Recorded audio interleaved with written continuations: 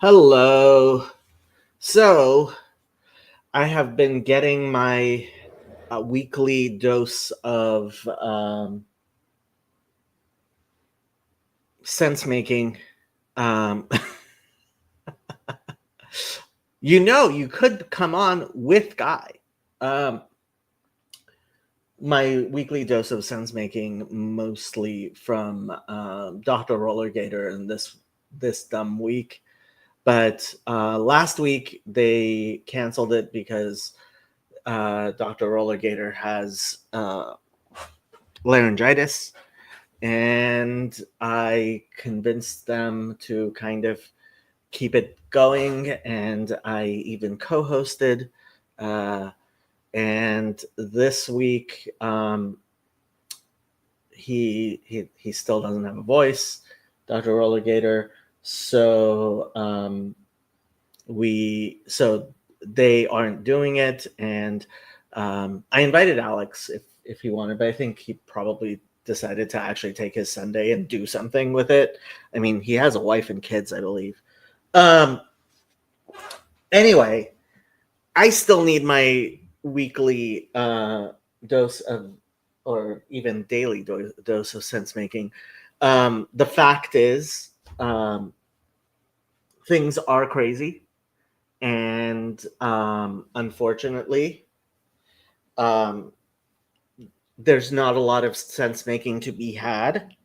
I have been paying attention to the mainstream media, hoping that they are going to realign and be able to um, see things as they are. We have a guy. Guy! Shalom Aleichem. Aleichem Shalom. How are things in the colonies, as we say over here? Yeah, it's the other way around, isn't it? Excuse me, I'm just going to close the door behind me. 1 second.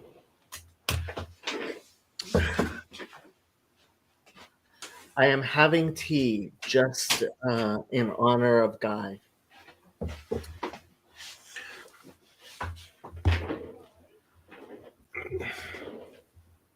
That's all right. The wife and I are just having a quick discussion as to the fact that I'm talking to you. Aha. She thinks it's very strange that I talk to random human beings online, which, if you think about it, it is. Well, I don't know how random I am, although I have to say the first time I did one of my trips meeting up with people, I told my mom that I was going to go meet up with people I met on the internet. And her response, I quote, "What if they kill you?" Because that's what people do. Is that not what people do? Well, people do kill people. Unfortunately, Apparently, they do in America. Oh, yeah, quite regularly. it's not just in America, my dear friend. Unfortunately, frankly, like I don't think I don't think them. I mean, I haven't seen anything. I haven't been seeing anything in the mainstream news about the Middle East at all, because yeah, there's so much going on with Ukraine, and No one's dying in the Middle East in the way that they are elsewhere. Oh, I know the West Bank is bad. no. Apparently, they this week was in honor of Ramadan. They've started massacring Alawites and Christians. Oh yes, the not the Alawites, not Christians apparently, but from what I've heard. Yeah, well, I mean, it seems. I mean, yeah, they did. It right. It would a few months ago it would have made the news. I would have thought, but let's face it. I saw plenty of memes. If it's not Jews, it's not news. And similar things saying, if if it was Israel conducting what's going on in Syria, although I have to say I am not sure I forget his name. I The remember Al Jolani. HTS guy. Yeah, the HTS guy. His real name it's Shara, something like that. The Garson. Well, Al Jolani it means the Golani. Yeah, the Golan The Heights. Golani. I don't know how much control he has over what's going on. I imagine quite reasonably little. This is something I think he will sell a good game, but in reality, he has to do everything by consensus. Yeah, and that's really, really hard because those Alawites are basically. So what the BBC said tonight, which obviously is the source of all truth. But I was listening in, and they said that apparently the Alawites have been regrouping and forming a terrorist organization or guerrilla organization trying to resist the new government, which, considering they've been in power for like 30, 40 years, shouldn't be too hard. And they and they killed some people. They attacked some of the HTS fighters. So that's what they this is the backlash from that. That's well. Yeah, and who started it doesn't really matter in the end. In the Middle East and the what's names. In the Middle East, you can go back a few thousand years and you'll find the person you. Did I ever tell you the story about my cousin on the train when she was a little girl? So this is like 50 years ago. One of my cousins was on a train with her parents somewhere in the United States. And there was this other little girl on the train as well. And the two, I mean, I think they were 4 or 5 years old at the time. The two little girls started playing together. And during the course of them playing, somehow it came out that my little cousin was Jewish.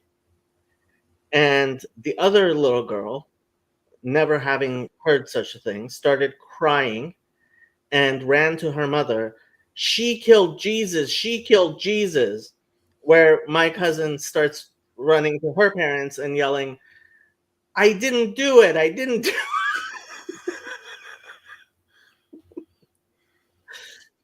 And it's like, yeah, it's like, I mean, I don't think the little girl's parents ever imagined that that's what they said at home would come out. Yeah, I've lost my camera. Hold on. Kids say the darndest things. Where's it gone? And why is it gone?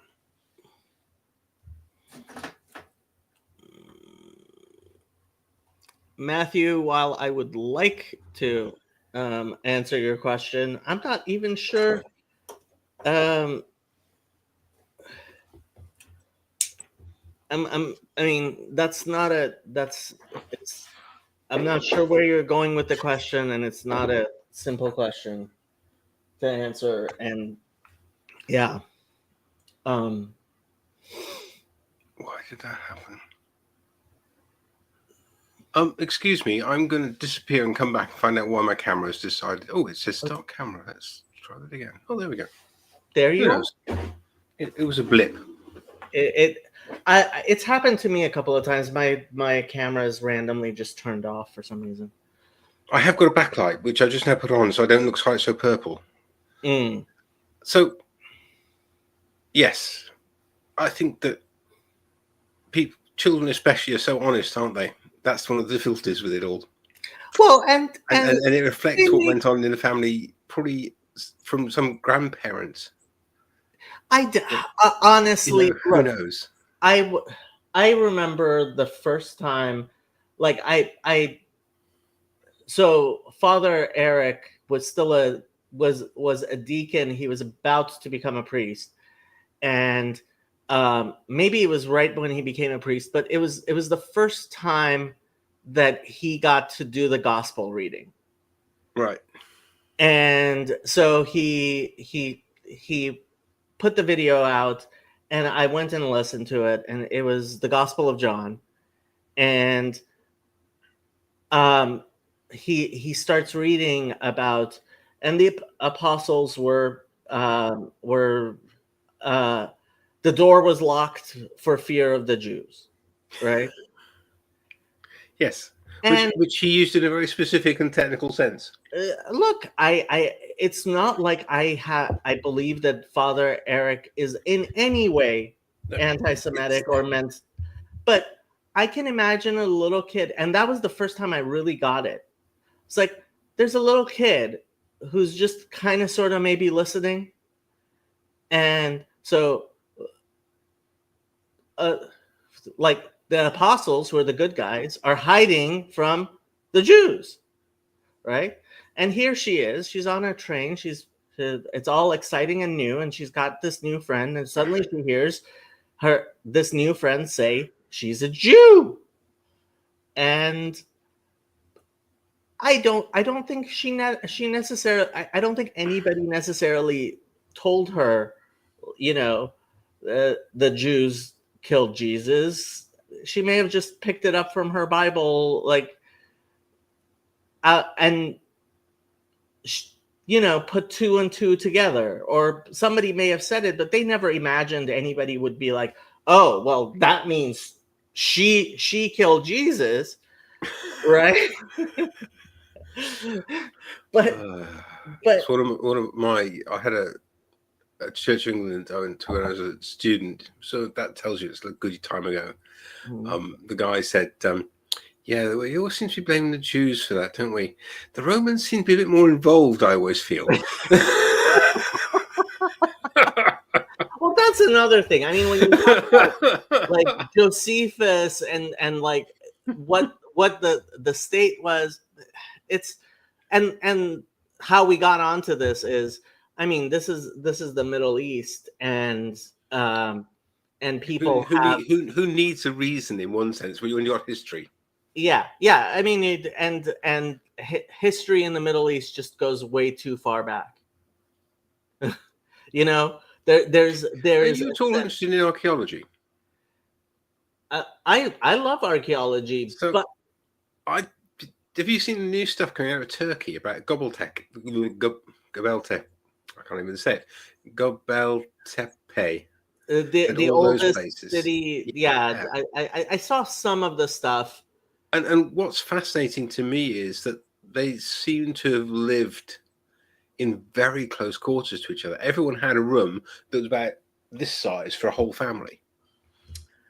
Yeah, so this is actually one of the things that I've been thinking about in terms of anxiety and social, because I have noticed people will isolate, and I did this myself, will isolate in order to get rid, because they're anxious, and that feeds back on themselves. And people used to be used to sleeping multiple people in the same bed. Yeah, privacy wasn't a concept. It was certainly a smaller concept. It wasn't the type of, you know and we've gotten to the point where it's almost become a little It's an idol. pathological. Yeah. It's People, almost an idol. yeah. Well, yeah. Privacy, yeah. But You can't yeah. touch other people because that's their private space. Oh, I remember. And Yeah.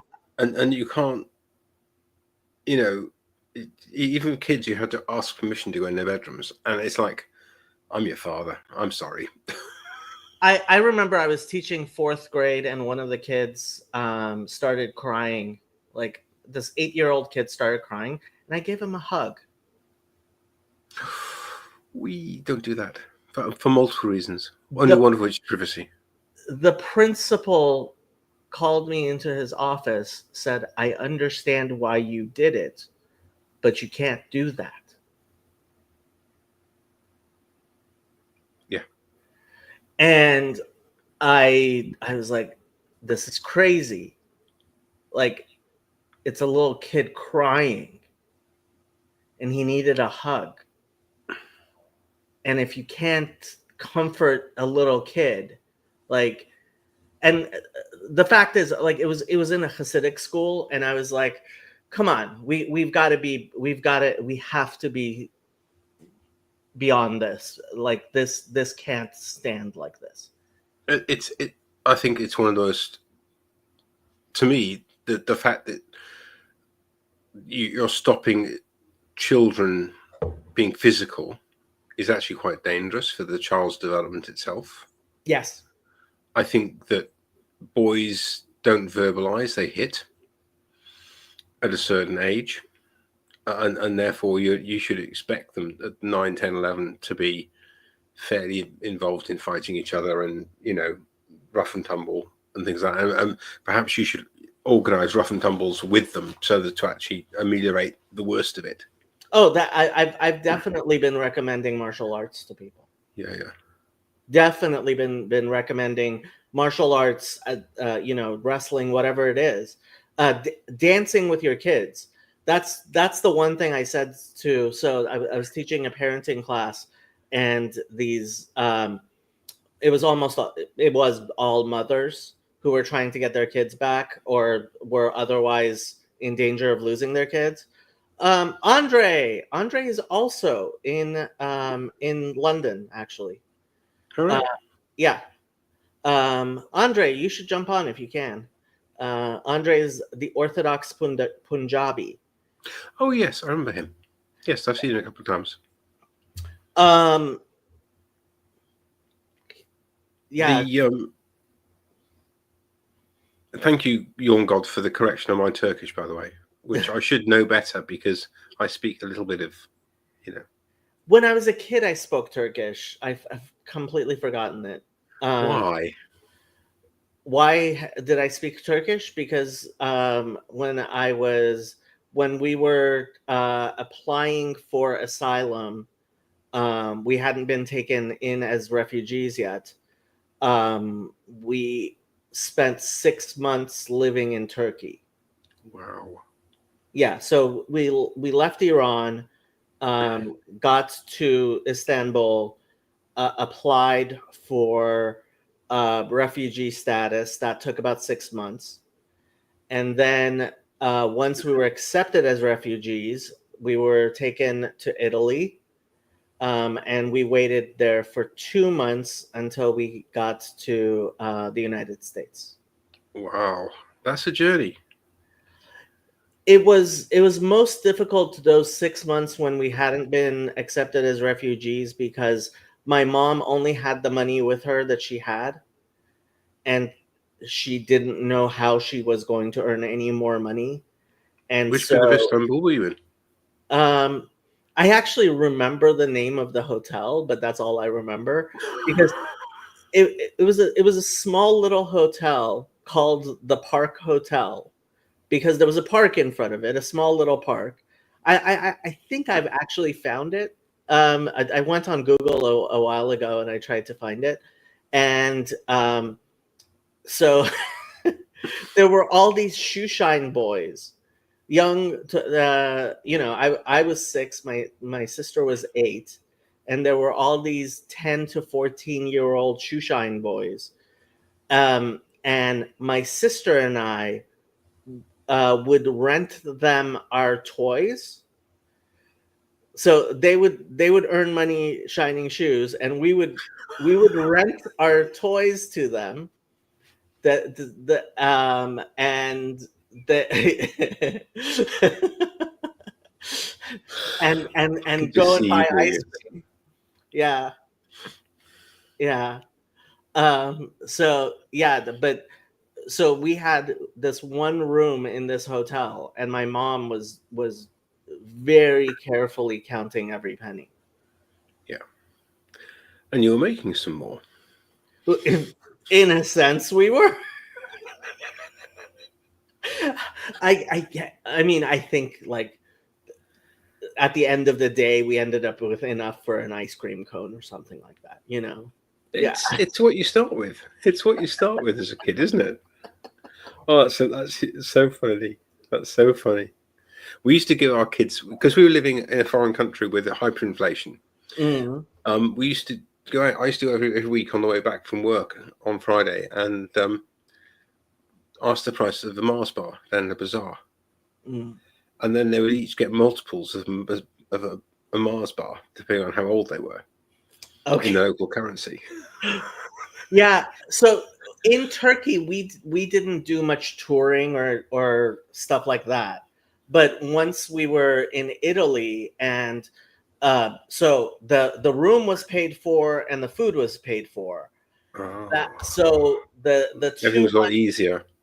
we went and saw every site in Rome. We were in La Dispoli, which was not far from Rome. So like my mom was taking us to museum after museum. I remember going to the Vatican, and the only thing I remember of the Vatican is um there were kids like swimming in the fountains and stuff. That's the only thing I remember. I was 6. What did I know? But I learned, so that 6 months we were in Turkey, I learned some Turkish, and my so the older generation, my not my father's generation, but the generation before my father, my grandfather's generation, everybody who wanted to get like a university degree would go to Turkey, and so Yeah, my I have the secular university. I so I had a great uncle who went to Istanbul to get his pharmacy degree, and I have an uncle who he's very old now. He's not doing that great, but he went to Istanbul and became a dentist, right? And so there was a lot of Turkish speaking in my family as well. Um, in Iran, it was just expected for you to be multilingual. Yes, If if yes. if you didn't speak several languages, people kind of assumed you were kind of slow. Yeah. Sounds perfectly reasonable to me. Speak Well, English? it depends. It depends. It look when you speak the language that everybody's expected to speak, right?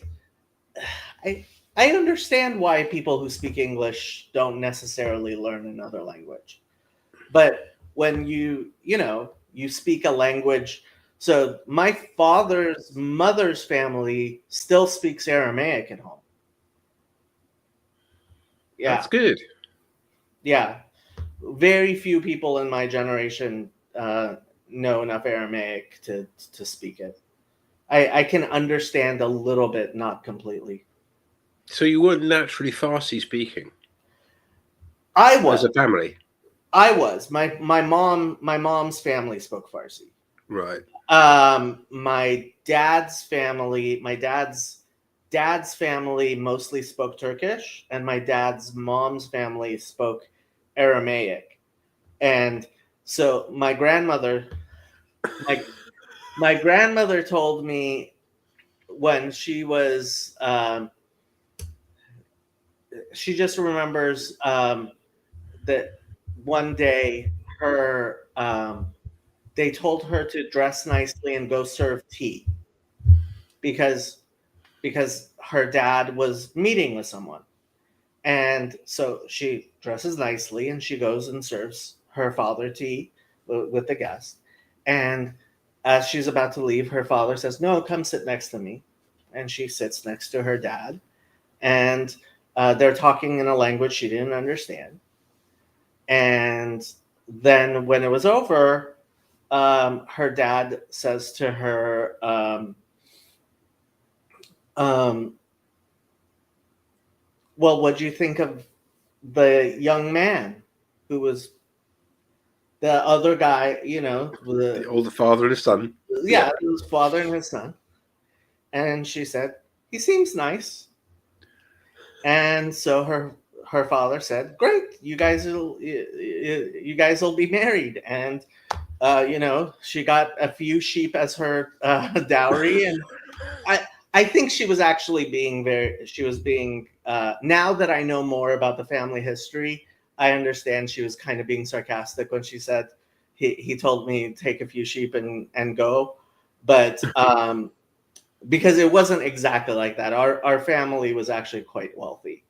Um, So when she says few, she means a few of the she, sheep. she much more likely she was I she got a lot of gold to take with her. Let's put it that Yeah. way. So my grandfather's last name means person who sells cloth, and her family's last name means person who sells silk. Okay. Yeah. So you know, uh, but she told me the first couple of years of their marriage, they didn't have a language in common. He didn't speak Aramaic and she didn't speak Turkish, and they both learned Farsi, and they eventually could speak to each other. Why would you?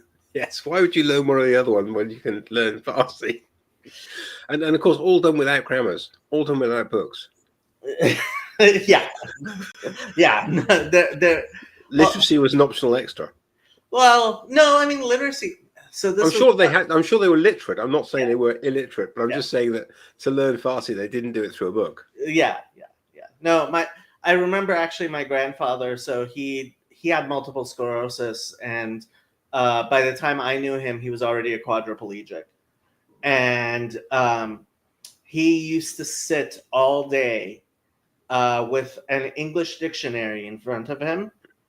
I mean, this was before we had all the newfangled everything. There was an English dictionary, and he would ask us to turn the page when he needed the page turned. And you know, this was before the time of catheters and stuff like that. So it was yeah, I just remember him just all the time, just at the dining room table with his English dictionary, learning English words.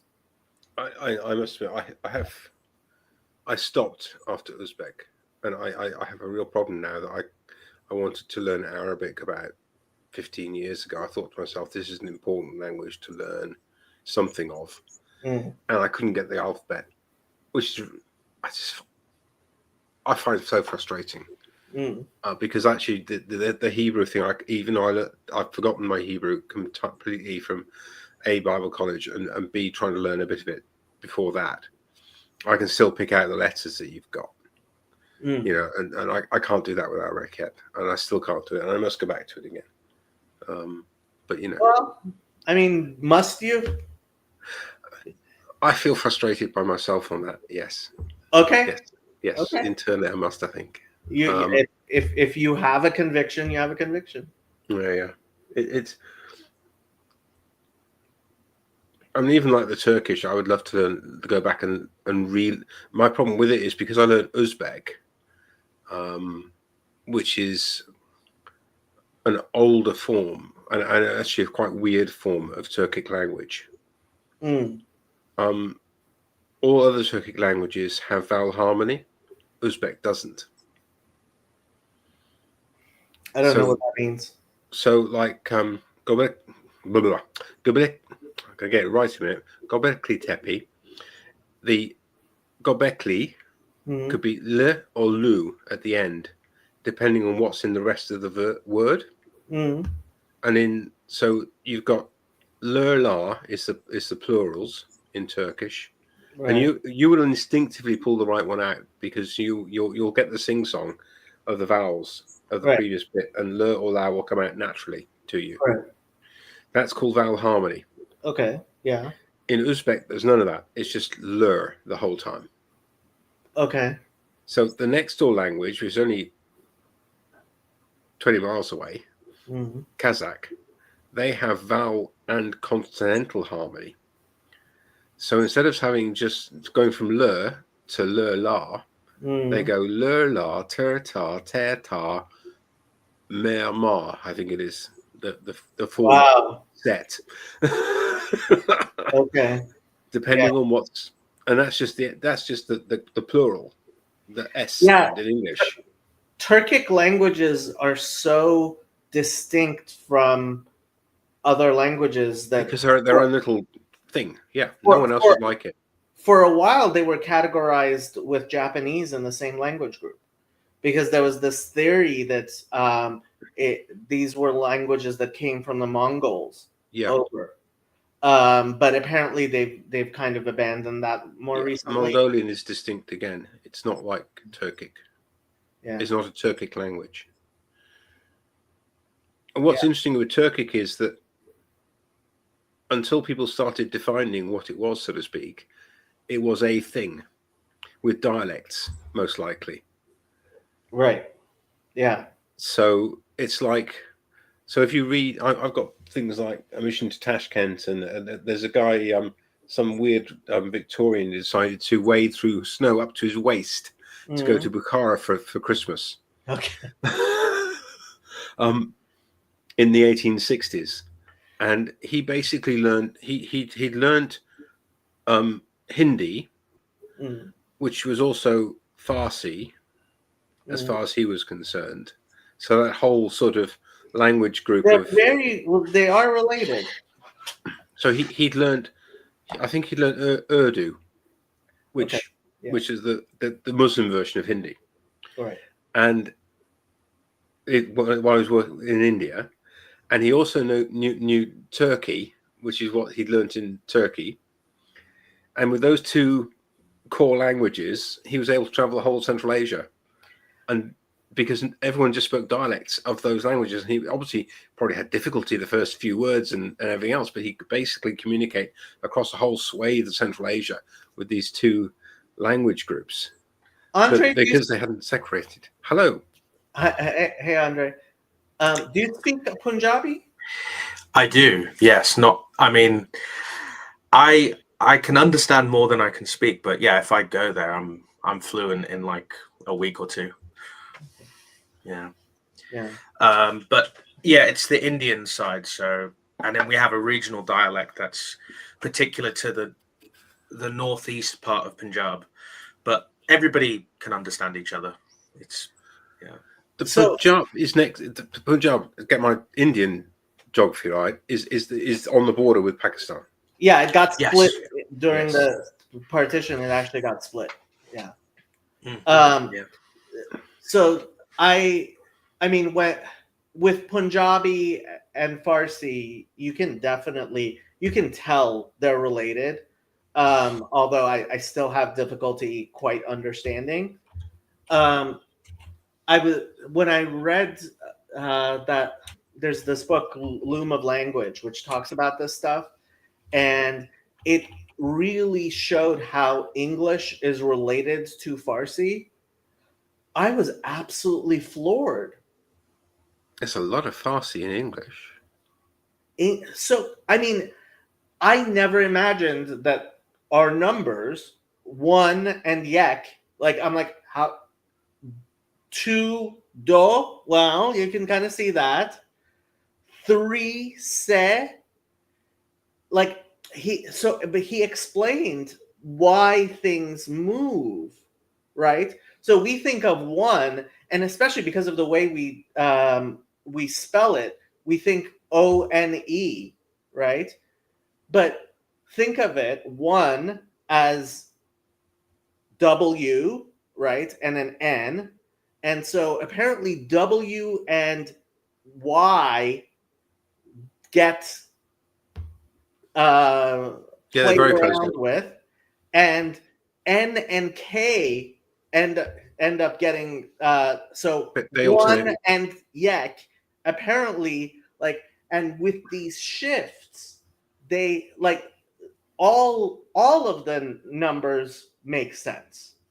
And so, like, because it was always very strange to me that like مادر, mother, پدر, father, برادر, brother, right? And then I never imagined خواهر and sister are actually related, that the ch sound somehow turns into an s sound in languages that don't have a ch sound at all. Because it's a she. So, Yeah, Schwester, I guess, is how they say it in German. German, yeah. Yeah. So apparently these things, And interesting, even in English, there's a counting system for sheep in the north that starts Yantan Terra. There you go. Okay, yeah. Which is an older dialect. It's a leftover of an older system. Yeah. But if you're going to leave in a little while, yeah, 10 o'clock's about. So it's now 48. Just after 10, I'm gonna have to wave goodbye. I've got to go back to. I've been off ill for a week, and I'm not feeling great anyway.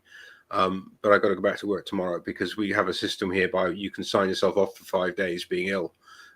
Beyond that, you have to get a doctor's certificate, which I went to see the doctor on Friday and was like, I feel rough, doctor. I feel really rotten. I have no idea what's going wrong with me. And he said, it's not you're fine. Did they do a COVID test? No, we don't do COVID tests anymore. At all? Okay. Interesting. Okay. So when is your next election you guys are having? 5 years from the day of the last election, which was last year. So 4 years from now, 4 and a bit years from now. Okay. Maximum. It could be any time, technically, but within 4 years. So why am I hearing so much about Nigel Farage and this stuff from? Is it Nigel, just craziness? Nigel, do I have a party Farage? Yeah. It was these local elections, I think it was. Yeah, so I don't think it was. No, the local elections are a bit more a mess. As you know, I'm a local councillor. Sorry, Andrea, I didn't know if you knew that. And so what's happened is I wasn't up for election this year because I'm not a county councillor, I'm a borough councillor. But our county elections got cancelled because they're going to reorganise local government, which is, it's what they do. Because what they'll do is they'll wait a year, they'll have elections for the new transitory authority next year when they can organise it properly, and they determined exactly what the transitory authority is going to look like a bit more, and then we'll carry on from there, and that'll be back to normal again. Yeah, he's just creating stuff. It's just it's not real. You don't think it's real? No, we're frustrated because the ruling elite in our area is conservative, and we wanted to flip it to be Lib Dem, and that would have been great because that means when we went into the transitory authority, we would have been calling the shots as to what it looked like. But it's within the government's remit to do that. It's not like we don't have a constitution, so the government can write anything it likes in a bill. It's really weird to see Trump tear up your governmental norms, but without damaging your constitution. Well, but in the UK, the government there's never been a written constitution, so the government can do anything it likes so long as the king will sign it, and he has to sign everything anyway. So I mean, I've been looking at what's going on with Trump, and while the Democrats do have their hair on fire in many ways, I am hard pressed to believe that he's been testing our Constitution more than the Democrats. I'm not sure he has. It just feels that way. Well, it certainly across the pond. In trying to understand what's going on, the Brookings Institution has a blog called Lawfare, which there's a podcast and stuff, and it really is for the insiders, like the people who listen to that. It's meant for attorneys who are trying to keep up with what's going on. I was listening to their conversation this past week, and so because of the nature of the podcast, they were speaking in very factual tones, in ways that we're not used to anymore, really getting the news in as factual of a tone as they were doing it, because they're just this is the case, this is the disposition, this is where it is, right? Just giving you the facts, right? And then when they went to discuss it, basically all that came out of them was a sigh of, I don't even know what's going to be and how this is going to resolve itself. Because from everything, when I started seeing what Doge was really doing, I thought there would be temporary restraining orders flying, and I thought there would be a real political fight. But the Democrats have completely collapsed. They are. Do they still exist? It doesn't feel that way on this side of the pond. It's almost like I've not heard a single Democrat voice since. The only things they've been doing has been absolute cringe. Gavin Newsom this past week launched a new podcast because he's the governor of California. He wants to be the next president. He sees there's a power vacuum. There's a real lack of leadership in the Democratic Party. And this guy has zero spine, absolutely zero spine. It is for him. It is how is the wind blowing? That's where we're going, right? And so he launched this new podcast, and his first guest was Charlie Kirk.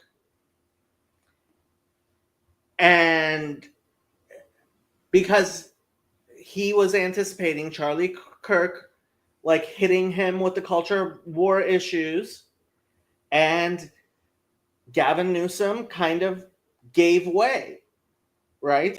He went okay, like Charlie Kirk brought up the trans athletes issue, and Gavin Newsom said, I agree with you completely. This is a fairness issue. I'm with you. Fair to whom again? Fair to women and girls in sports. Okay. This has been a major issue here for several years now, which is trans athletes competing in women's sports. Yeah, not in men's sports. It doesn't matter. No, because that they don't win there. Yeah. In women's sports, it's become. I mean, he talked about it during the State of the Union. Trump did, right? How is the wind blowing in California? Reminds me of some recent bad news. Oh, we just had an earthquake, Yoav, right here, like exactly the same place that the fires were. It was a tiny earthquake, but we just had an earthquake. and it's centered exactly where the fires were. There's no houses there, so nobody has to worry about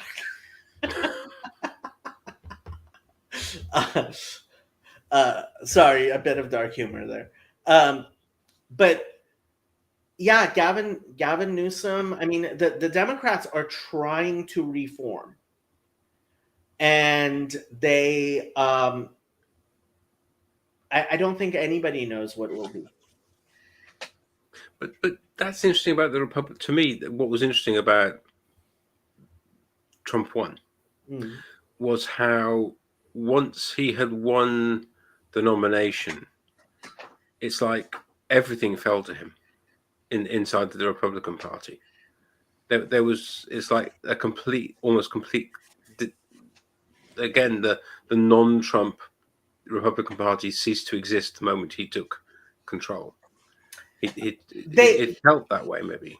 No, the Republican Party has never been as strong as the Democratic Party in its institutions. Yeah. The Democratic Party has always had strong party institutions, which, frankly, I think was the source of the problem, because the party was able to. I always thought it was so silly when people here in California and people on the left would say, "We don't have a left-wing party; we have two right-wing parties." I was like, you guys are so silly. Maybe we have two left-wing parties, but that's what I thought. That's what I imagined. I did not realize how shackled the actual populace that was underneath the left movement in the United States was.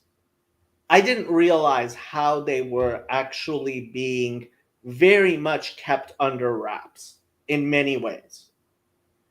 And what eventually ended up happening, I personally believe, and I have reason to believe, I can show you the articles and stuff, but that Hillary Clinton engineered Donald Trump winning the Republican Party nomination because she could, because the Republican Party was that weak. And so she thought she was going to beat him easily. And that was the shock. And the Trump Bernie voter, the Bernie Sanders voter, was important in Trump actually winning, which nobody wanted to really talk about. But that's how the blue wall fell. That's how he won Michigan, was the Bernie Sanders voter. And what happened, so the Republican Party, because its institutions were weak, Trump has totally taken over the Republican Party.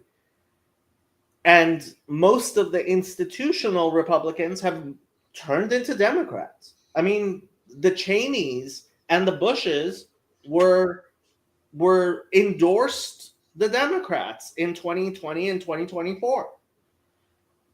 But a lot of the people who were like, okay, who still had confidence in the elites in 2020, now we just need a Catholic and we'll have a full contingent of Eastern Orthodox, Oriental Orthodox, Protestant, and Jew.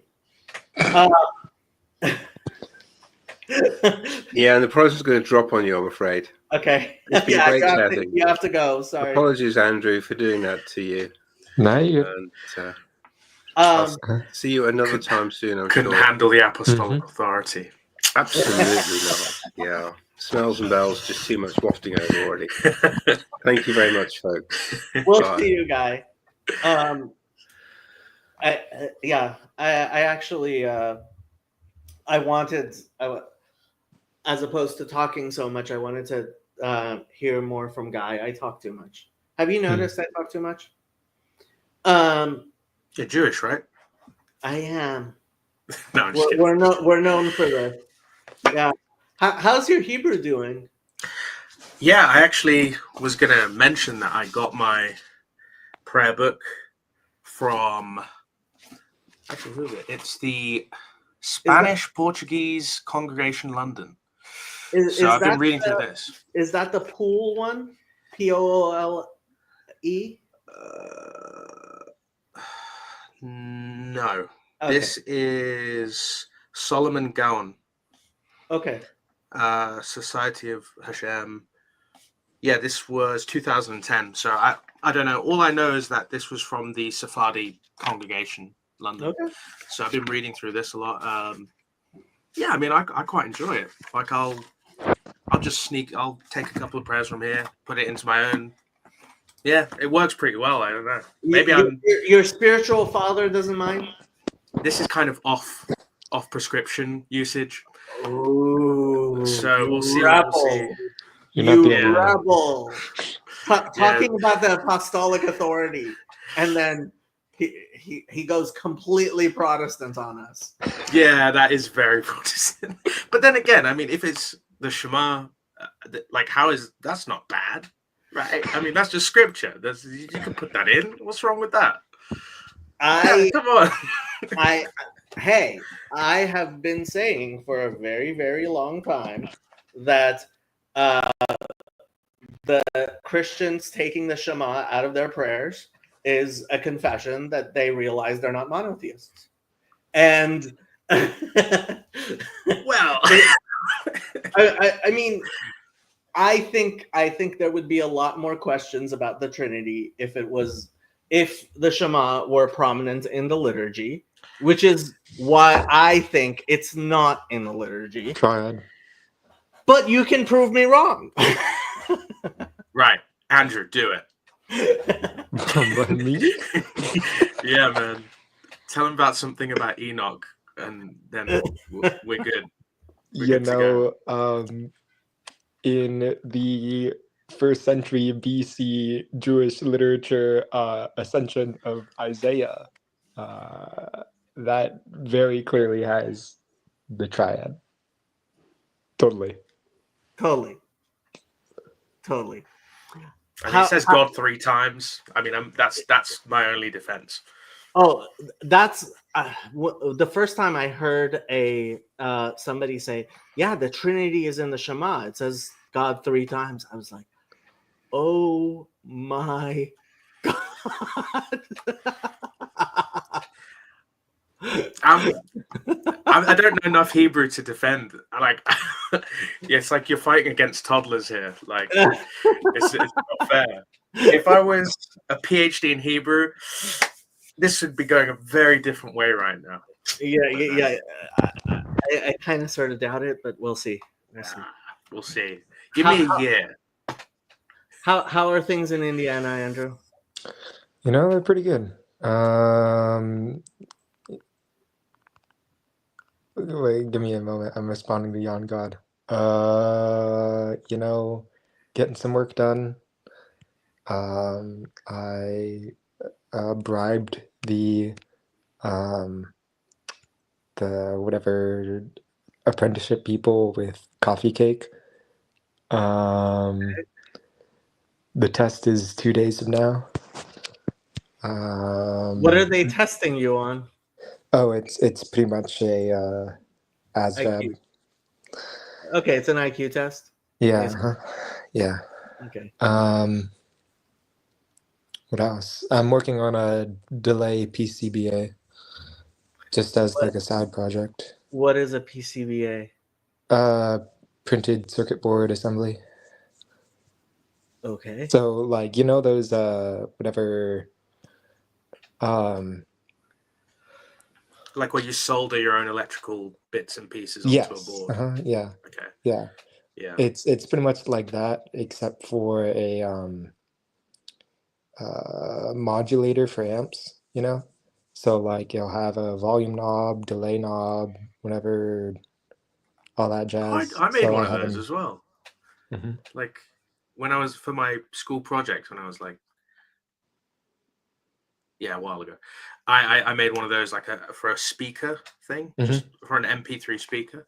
Is it like a ready-made one, or have you actually made the circuit board yourself? I made it, yeah. Mm-hmm. Oh, whoa, that's awesome. It's not working, but that's just part of it. Just trial and error, man. You'll get it eventually. No mathematics needed. It's all good. Yep.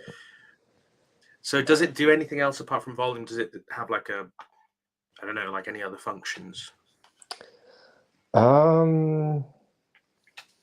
repeat. It can repeat noise. And yeah, that's about it. Delay, volume, repeat. It's real simple. Pretty cool. Uh-huh. Pretty cool. Have you got like any ideas for bigger projects? I don't know, nothing yet. Could probably find something. Mm-hmm. We'll see. I'm just trying to Do you build play a guitar portfolio. and stuff? Say No? again? Do you play guitar or anything like that? Any Nope. instruments? Hey, Do you DJ? Like, but do you? during the interview, I'm an avid guitar player. You know, this was my first Yeah. foray into electronic stuff. Yeah. And I just fell in love with it. I fell in love with it. Oh, that's the way it goes. Yeah. Yeah. You're a musical producer. You're your own engineer. You record everything. Yeah. That's how it works. Nice, man. Nice. That is awesome though that you're doing that. That's Learning cool. the guitar, I hear, is a really good way of getting a girlfriend. It was in the early 2000s and the late 90s. You don't think it is anymore? I think. Well, okay. So I grew up playing guitar. I think when I was playing guitar around the 2010s, and it was kind of like a little bit gay, if I'm being honest, to play at that point. The time had passed. You know, it was like if you played guitar, it's like everybody plays guitar now. So it's like, it's not that cool of a thing. But I think it's coming back around because people have forgotten about it, moved on to DJing, you know. So DJing has become like the thing now, isn't it? Mm-hmm. So yeah, now you got fake DJs. Like Yeah, that's how you know yeah. the market is saturated. Exactly. People just pushing buttons with like a playlist that they've already got on there. That's crazy. Anything. Every trend is just based on what women like. Men will just learn that. Yeah. So That is what the world is like. Yeah. I didn't know that when I was growing up. I genuinely just liked playing the guitar. So I don't know. Women decide how the world runs. This is absolutely normal. Yeah. Dun dun dun. The idea of patriarchy was always silly. Really? Yeah. Because ultimately the shadow matriarchy always wins. What about that one guy who had 7 wives and then God wiped him out? Like, wasn't that a patriarchy? No, he had 7 wives and he got That's wiped not patriarchy. out. That's matriarchy. Yeah. He had 7 women telling him what to do. Yeah, man. That sounds like hell. I'm not gonna lie. 1 is enough. That sounds bad. Like 7 women, and then they're all like arguing amongst each other. Like, no, don't do that. I need 1 directive. Just 1 is fine. In that sense, I'll be monogamy is the best. Yoav says, when I play the clarinet, YouTube pushes me female hygiene products. Most clarinet players, as far as I know, are female. What's a clarinet? What's a clarinet? Yeah. Squidward. That's what Squidward plays. Oh, like the flute-looking thing. Yeah. Yes. Mm-hmm. The clarinet is basically a complicated flute. Yeah. It's the Hava Nagila thing. You know? Yeah. I don't know. I feel like that's a really weird association, the fact that it's pushing that. I mean, I don't know if it's how does YouTube know that you're playing the clarinet? Yoav doesn't. I don't think he's publishing clarinet videos himself. So, how is the algorithm put those 2 things together though? I don't understand. Maybe there's some sort of connection. I don't know. I love the saxophone. The saxophone is one of my if I had to choose one instrument. No, if I could snap my fingers and it would probably be the piano. Number 2 would be violin. Number 3 would be saxophone. It has to be the organ, man. The organ is just like a better piano. Mine would just be the human voice. I wish I could just sing. Like anything that you hear, That's true. you can just replicate it immediately. Mhm. Like, you know. Oh, this was one of my big things. Like I can't chant the Torah, and it was like, God, like why? Like I like everybody, especially when I was trying to become a rabbi, like everybody was expecting me to be able to chant the Torah, and I couldn't even learn. Mm.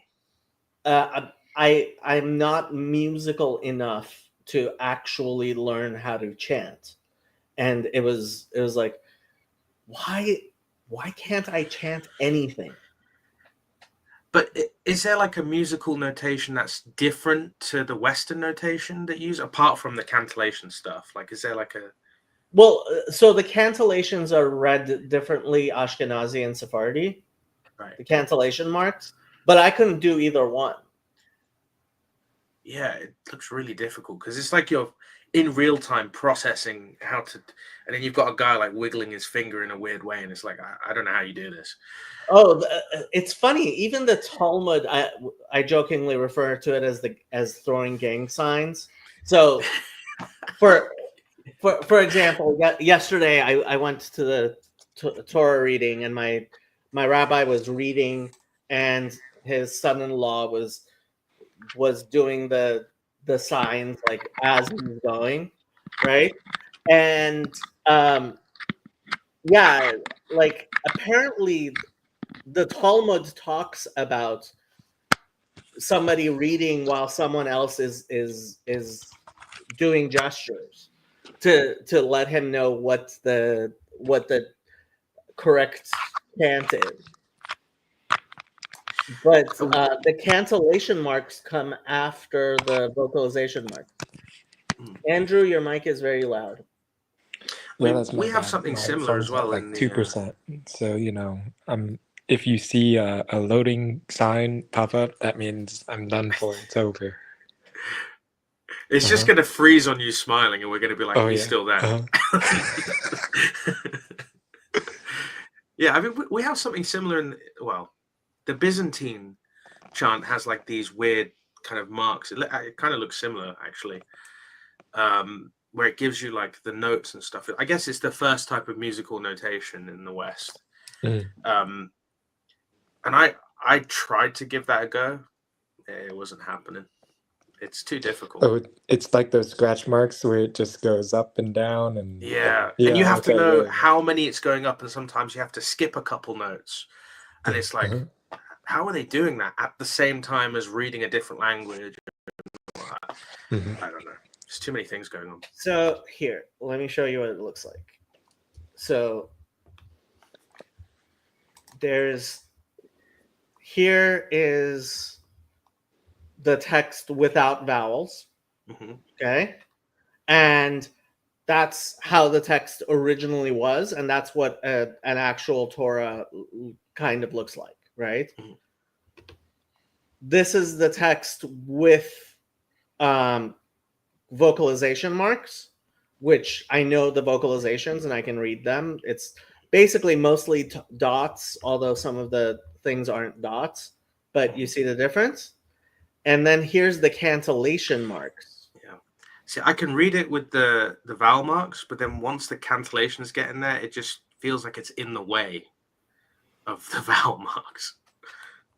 Yeah. I generally I turn off because I don't know the cantillations. Although certain things, like I have gotten used to that cantillation almost always it's kind of like a comma there in the text. So, and here, I mean, this became a semicolon, right? Okay. So this is one verse, and so Vavohu here, they put a semicolon, and then Al Paneto home. Varuach Elokim. Well, that doesn't really work so well. Because they put the period here, whereas the emphasis of the thing is on this word God here. But yeah. Yeah, I wish I knew how to read all that stuff. Like, I mean, yeah, I think you can kind of intimate where the pauses are just from. Oh, he's left.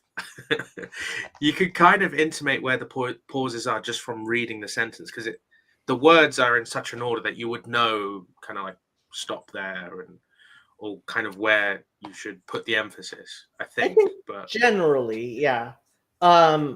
The cancellation doesn't really affect the meaning. Every once in a while, it might actually.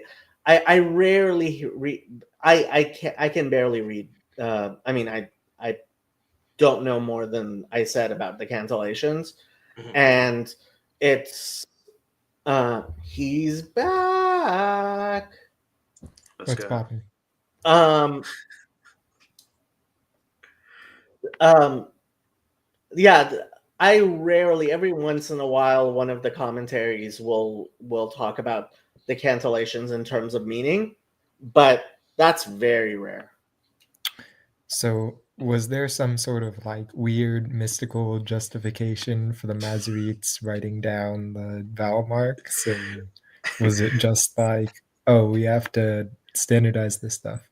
It wasn't a matter of standardizing; it was a matter of people were not everybody like knew what the traditional things were. So the Masoretes came up, and it happened in several places. So apparently, I think ours is what's called Tiberian, but in a few places, people came up with vowel systems to actually write down what was expected to be memorized. Mm. And then eventually, people started wanting to write down also the melody, so the cancellations, and that's when the cancellation marks came as well.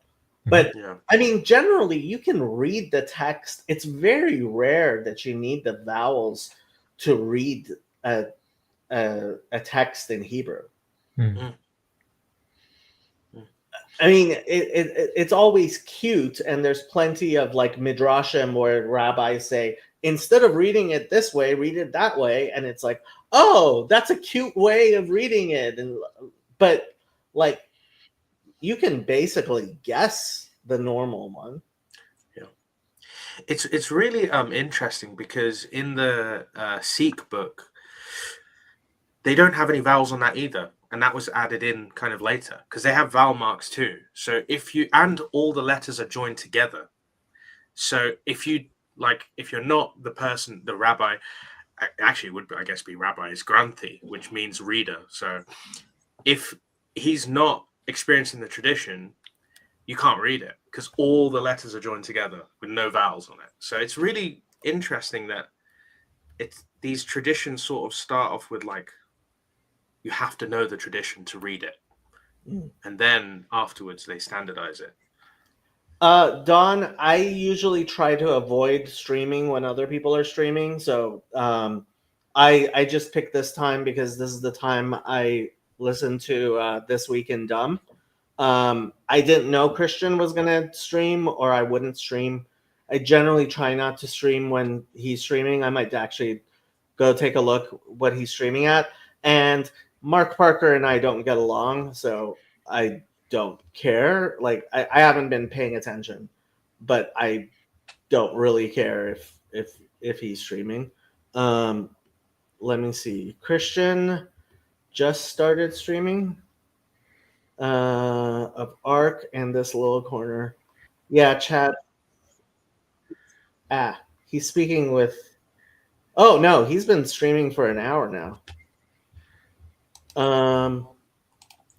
Yeah, I didn't realize he was streaming when I start streaming after he did?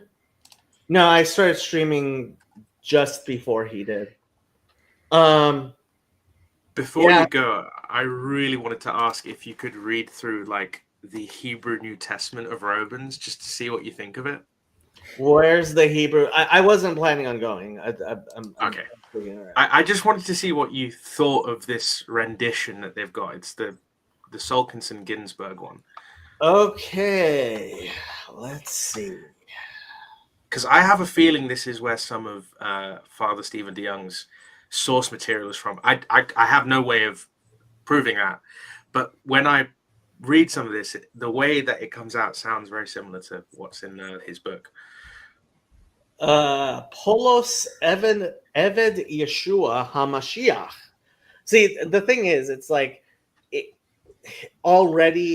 kind of sounds foreign because he's like it's you just wouldn't make these assertions the way they do in Hebrew scripture. But anyway, Shliach Nifchar Umekudash Levaser et Besorat HaElokim Asher Mikedem Higid Otah Al Pi Neviav Bekitvei Kodesh Al Davar Beno Asher Yatsa Mizera David Al Davar Beno Asher Yatsa Mizera David Lefi Besaro. Wow, this is bad. Let me see the original text. Romans 1. This was considered good at the time, by the way. Yeah. So concerning his son, Jesus Christ our Lord, which was made of the seed of David according to the flesh, and his text was Al Davar Beno Asher Yatsa Mizera David Lefi Besaro.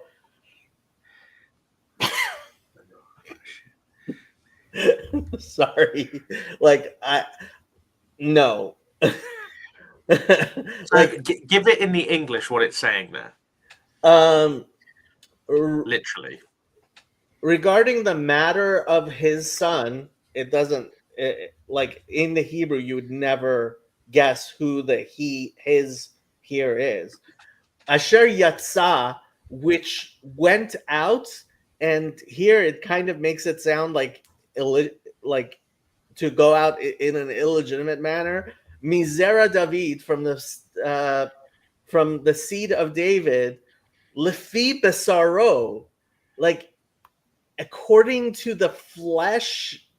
That like now that I know what I mean, I kind of could have guessed what he was trying to say, but like it's such a weird concept in the Hebrew that I don't know that there's a translation to it. Have I shown you my favorite article about Catholics and Hebrew? I don't think so, no. I talk about this every let me find it. So yeah, I talk about this article every once in a while.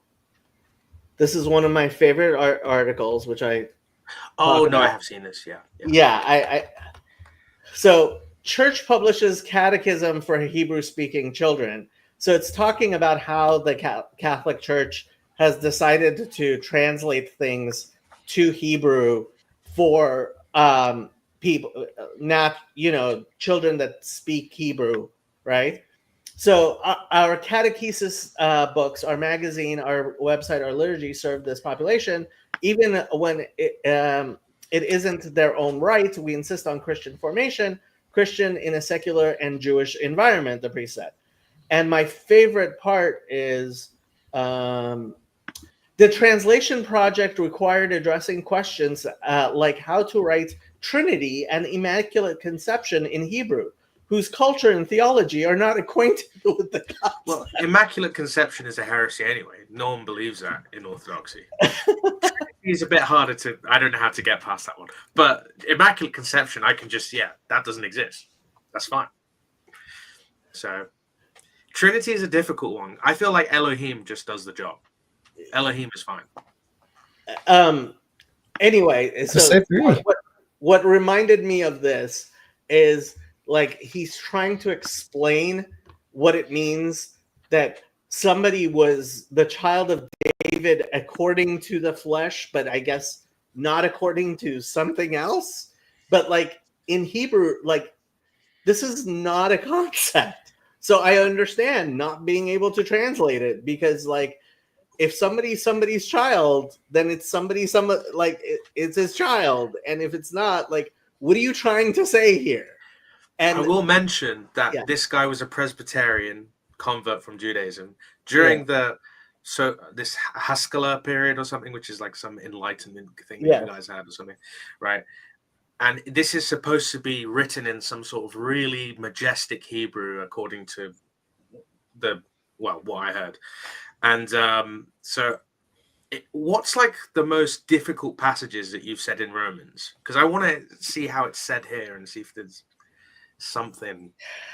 So we ended up talking about Romans 7 a lot. Mm-hmm. So let's go to Romans 7. Halo yadatem achai ki liyodei haTorah ani medaber ki haTorah moshelet ba'adam kol od chai hinehu. What? Ki isha be'ulat ba'al tzura hi al pi haTorah b'chaye ba'ala v'chi yamut haba'al yatz'ala mitorat haba'al. No, like at the very least, he should have used the word patur. Well, ken im teda ish acher be'od ba'ala chai no'efet yikare la ach acharei mot haba'al chofshit hi min haTorah. See, this is the thing. Like chofshit hi min haTorah, like that. Yes, she suddenly becomes secular once her husband dies. Like velo no'efet hi b'hiyota le'ish acher. Lachen achai gam atem kemetim nechshavtem leTorah. Like you're like dead people, okay? So in English with that, what's going on? I mean, he's trying to explain this idea of the woman being he's trying to explain the idea of the woman no longer being under the law in regards to her husband, right? And but like it just, first of all, he's using the wrong words. I would say he probably should have used Rabbinic Hebrew, and he probably didn't know enough Rabbinic Hebrew, and it sounds kind of like, this is probably early Haskalah. Like, what year was this made? I think it's 1886. Let me check. So and I then mean, it was the Ben Yehuda dictionary was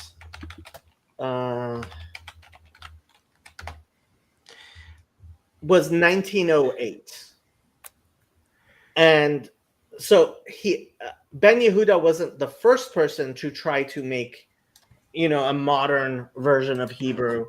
I mean, he seems to be using all biblical words, and in fact he may be trying to use just biblical Hebrew and stay away from even like the word patur, right? Is how what we would usually talk about, like somebody who's no longer but when he says she's chofshit, she is free from the law, chofshit hi min haTorah, like it makes it sound like she's left the faith. faith. Yeah, at Okay. least to me, right? Gam atem kemetim nechshavtem. You also are considered like dead people. La Torah bebasar hamashiach. Bivsar. Oh, he's trying to say gospel, I guess, of the Messiah. In the flesh. Is he saying in the flesh or in let me look it up in the thing. I mean, the guy was known for translating other stuff. Apparently, he did Romeo and Juliet in Hebrew. It was like Ram and Yael. That or was something probably a lot easier. By the body of Christ, like bivasar, by the flesh of. Like,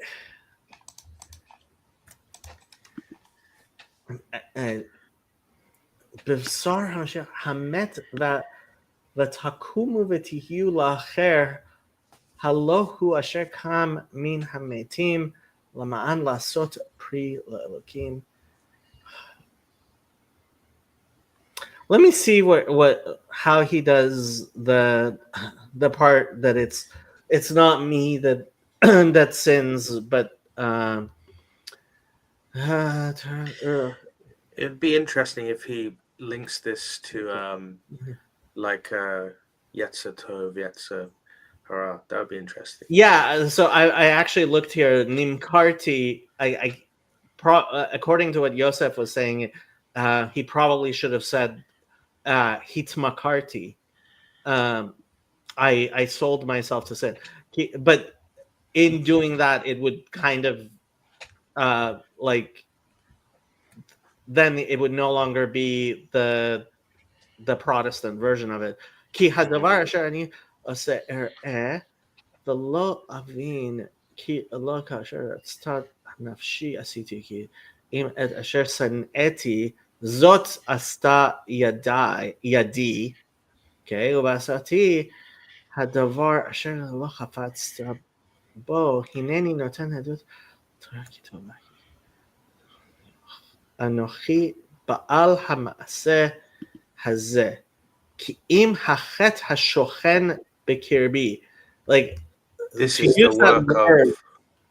yeah, but rather the sin hashochen. Like I would not use the word shochen like here, like that. Like you're saying sin indwells me, like Lo yishkan tov kasher basher. I mean, half of it is he's trying to say things that are foreign to Judaism. A second half of it is he was trying to use. I mean, modern Hebrew wasn't really formed yet, and a third half of it is it's just bad. So I'll give a bit more backstory. The guy who originally wrote it, Solkinson, he actually died in 1886, and it wasn't actually finished. So there was a guy called Ginsberg who had to finish it off. Okay. And Solkinson was trying to use more Masoretic idioms. So there's actually a version in 1885 which is closer to the Masoretic text. But then Ginsberg came in and edited it to be more like the Greek. So there's an issue that he kind of re-Protestantized the text when it should be more Hebrew. Well, so this is kind of what happened with the Peshitta. Yoav says this was God's presence to Hebrew speakers like me, that the only version of the New Testament we read were junk translations. Yeah. Okay, whatever. So the Peshitta is the first translation of the Christian Bible to another language. And it was translated to Aramaic, which begs the question, how do you know that it's not the original, it's a translation? And there are a few tell signs. For example, when you try to say in Aramaic, and he said, Eli Eli lama sabachthani, which means in Aramaic, and then you translate it. When you translate that verse into Aramaic, it becomes kind of weird, right? And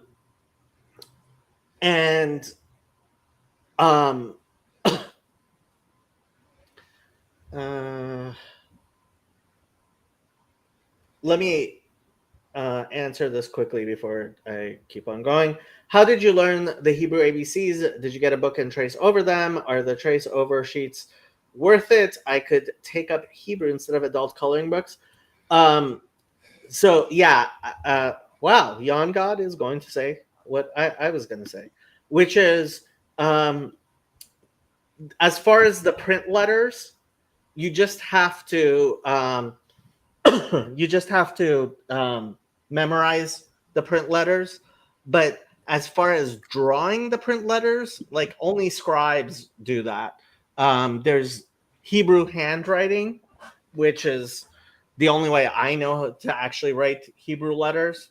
And most people only write; they don't print with the block letters like that. So yeah, if you want to learn how to write Hebrew, I would start by just learning to recognize the letters and the vowels, because you're going to need the vowels when you first start. You will the vowels are kind of like training wheels. Like adult Israelis, a lot of them would never know how to vocalize a text because like you just kind of forget about it. But when you're first starting out, so they teach little kids the vowel system in elementary school. Okay, what were we talking about? We were talking about translating The Aramaic Peshitta, yeah. Yeah. So one of the things that that was a big aha moment for me was the translation of um, Son of Man to Aramaic. There are places where I have a video on this. There are places where they translate Son of Man, which you could just translate as Barnash. Barnash, really one word, Barnash, right? 4 letters, two syllables. There are places where it's translated as Bare Dindanasha.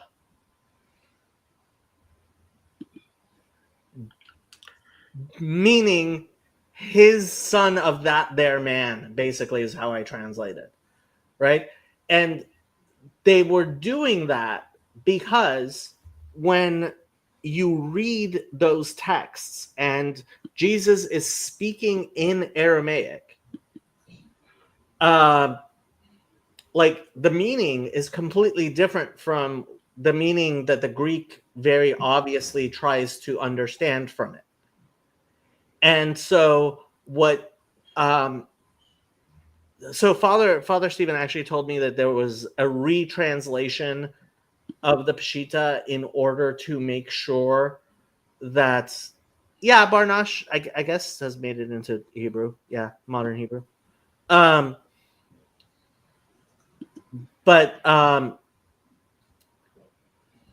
when you so in order to preserve the theology that is in the Greek, you have to translate things in a strange way in the Aramaic, which is obviously strange for somebody who knows Aramaic.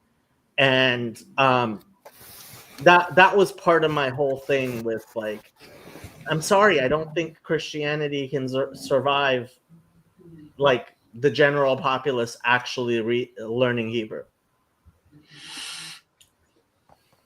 I still think, I mean, if you think about the Dead Sea Scrolls, we don't know if there's scrolls of Christian communities that were translating this to Hebrew or even Aramaic or whatever that we just haven't found, you know?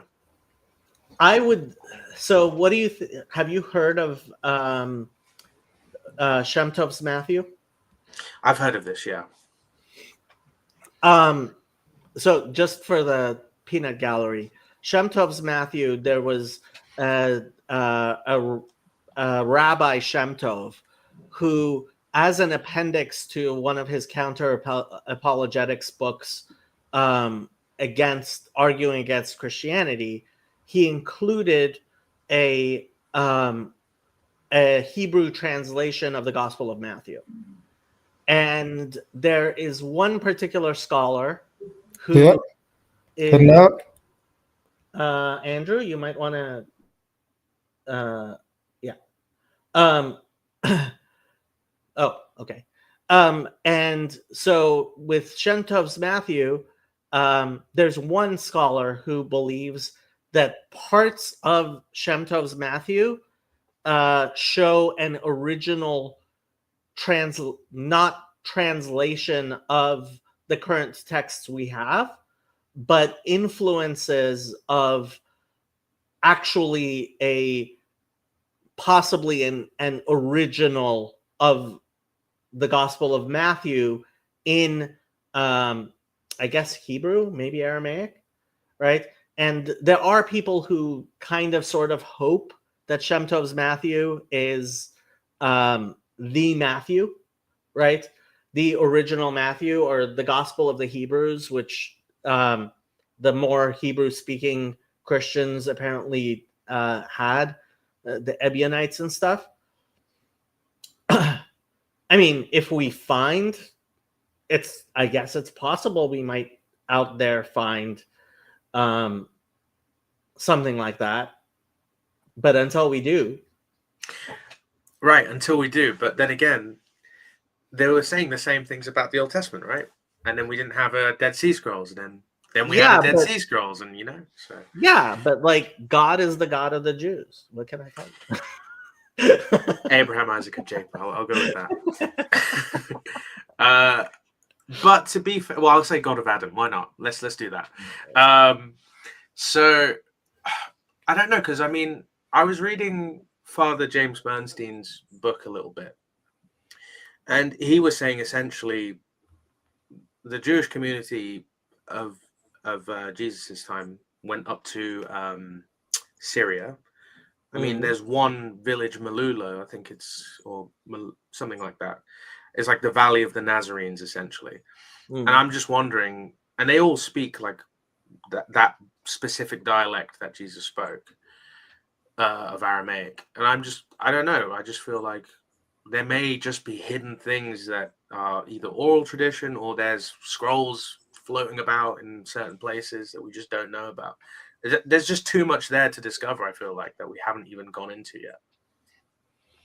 It's possible. I mean, look, what I hopefully consistently say is I am not afraid of new information, because my God is the God of truth. And if I were to learn something which shatters my concept of God, that's because my concept of God is wrong. Not because, like, I don't have this fear of somehow being convinced of a truth that's different, right? Yeah, whatever happens, and I feel the same way. If it turns out that, God forbid, everything I've been doing is just kaput, then I have to put it away, right? I have to change my view, right? Did you listen to my discussion with Rabbi Burton? I did a little bit. Well, to be fair, I saw the clip, so I didn't actually watch the full thing, but I do want to watch that, because that was very interesting. Yeah, the clip. The fact is, I don't think he said anything that really should be very surprising to an adult who actually thinks about it. But I think it actually would be surprising to way too many people, including Orthodox Jews that I think should know better. Because they do simp for Islam a lot. they simp for Islam a whole lot. The Orthodox Jews, most of them, you've noticed that, right? Like they're very much more towards Islam than they are to Christians, even though you should at least see us as like a cousin community or something that came out, like, you know. So this was the only surprising thing that Rabbi Burton said was that Maimonides, in one of his responsa, said you can teach Torah to a Christian but not to a Muslim, because a Muslim believes it's a perverted text, whereas a Christian believes that it's The word of God. The word of God, and it's that was the first time that I've seen something like that. The Trinity thing is a problem. I'm sure that in the future there will be either some sort of discovery and there will be a way of explaining it. I know that there has to, because how do you explain that for like the first 100 years people were converting? I don't think unless you want to go down the Unitarian route and say, oh, you know, Jesus was just a guy. But if you have this tradition where Jesus is divine from the beginning, which I think that does go back really early to at least 60 AD, then I don't know how. I just think Christians don't. I think Christians just have too low a view of what it means to be made in the image of God. If you're talking about the soul being divine, as in like literally being one of the letters of the name, then I don't think that's right personally, because then there's no separation between God and man. I mean, you know, this is the background of my. But those are Aramaic letters, right? Like those are not even like the real. That's not what Moses was writing. Correct. This is the Syrian letters. Yeah. Yeah. This is not the Hebrew. This is not. So that's a modern polemic. You know. But it is something that I think that's the correct way of understanding that place in the Gospel of John where Jesus what chapter in John is that where he says I say to you, you are the sons of sons of the living God. Is this way quotes the Psalms? Ye are gods, all sons of the Most High. Yeah. I don't know. I wasn't old enough when I was a Protestant to memorize the whole thing. John 10. John 10. Here, let's look at John 10. It'd be really interesting to see how it's written in this as well. Okay, so what happens in John 10 is okay.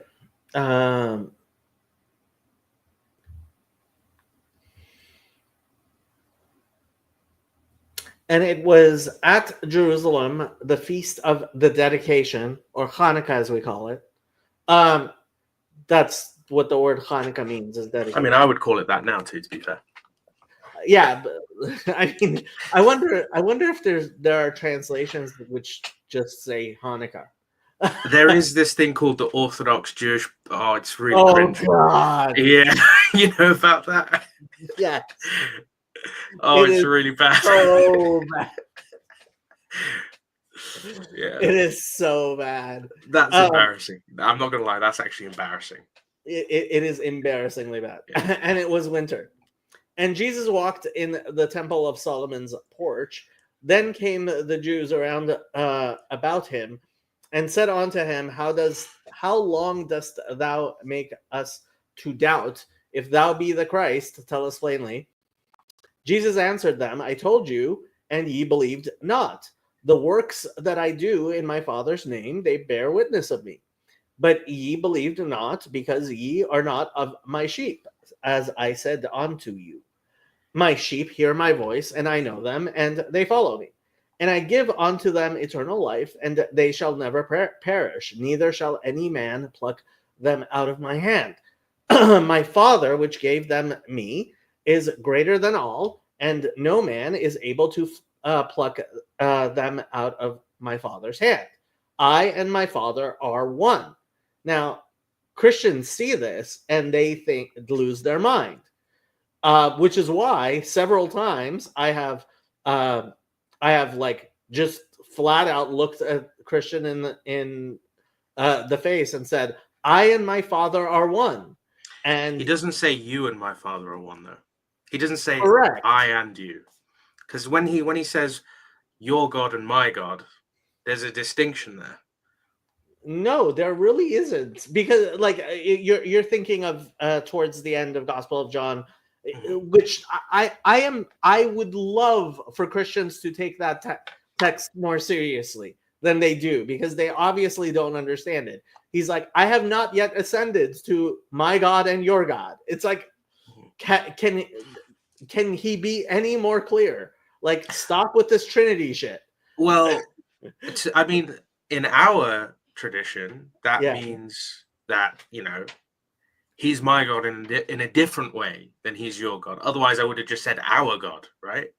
No.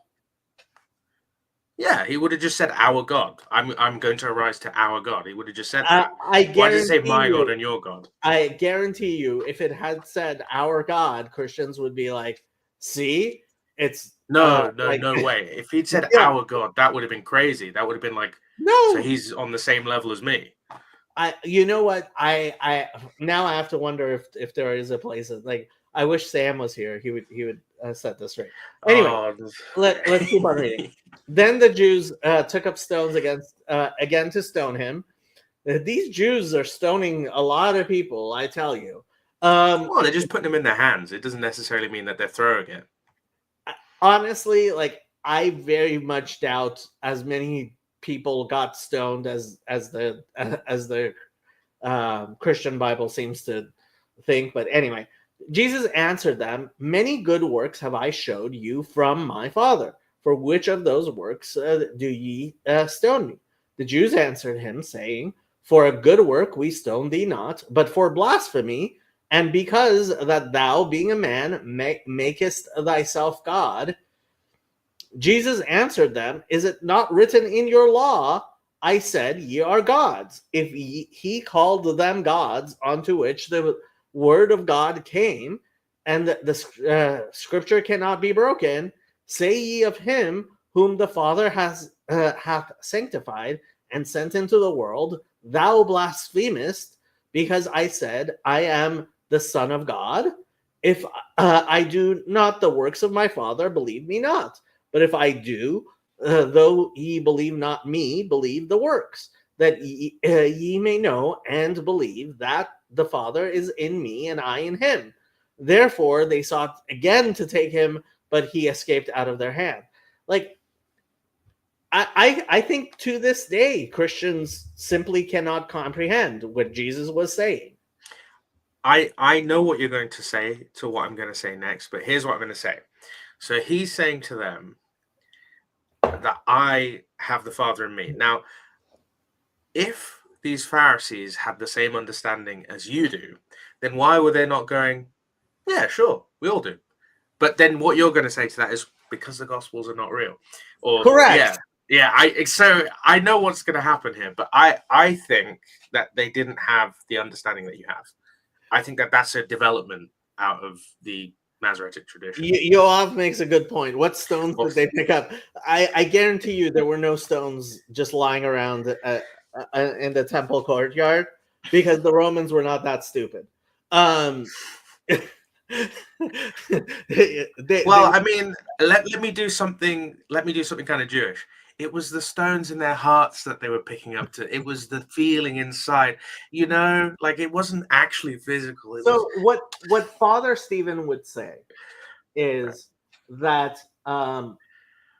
the Gospel of John portrays people who are obviously who are obviously acting in deranged ways that should be to a Jew going like, yeah, that's not how you should act. That's not your response to this, right? And so Father Stephen does believe that these Pharisees are, you could say that they're actual human beings who were so deranged that they were doing the literal opposite. I mean, this was the discussion we had about that verse where they say, we are the children of Abraham. We've never been slaves. And it's like you just prefaced it, right, with we are the children of Abraham, right? And you say, like, it's like saying, like, I am a Trinitarian. I do not believe in three persons and one God.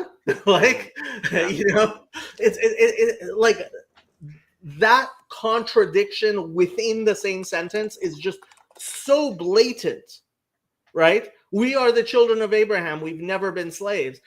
And like most Christians, like, don't see it at all because they have no concept how fundamental having been slaves is to being Jews.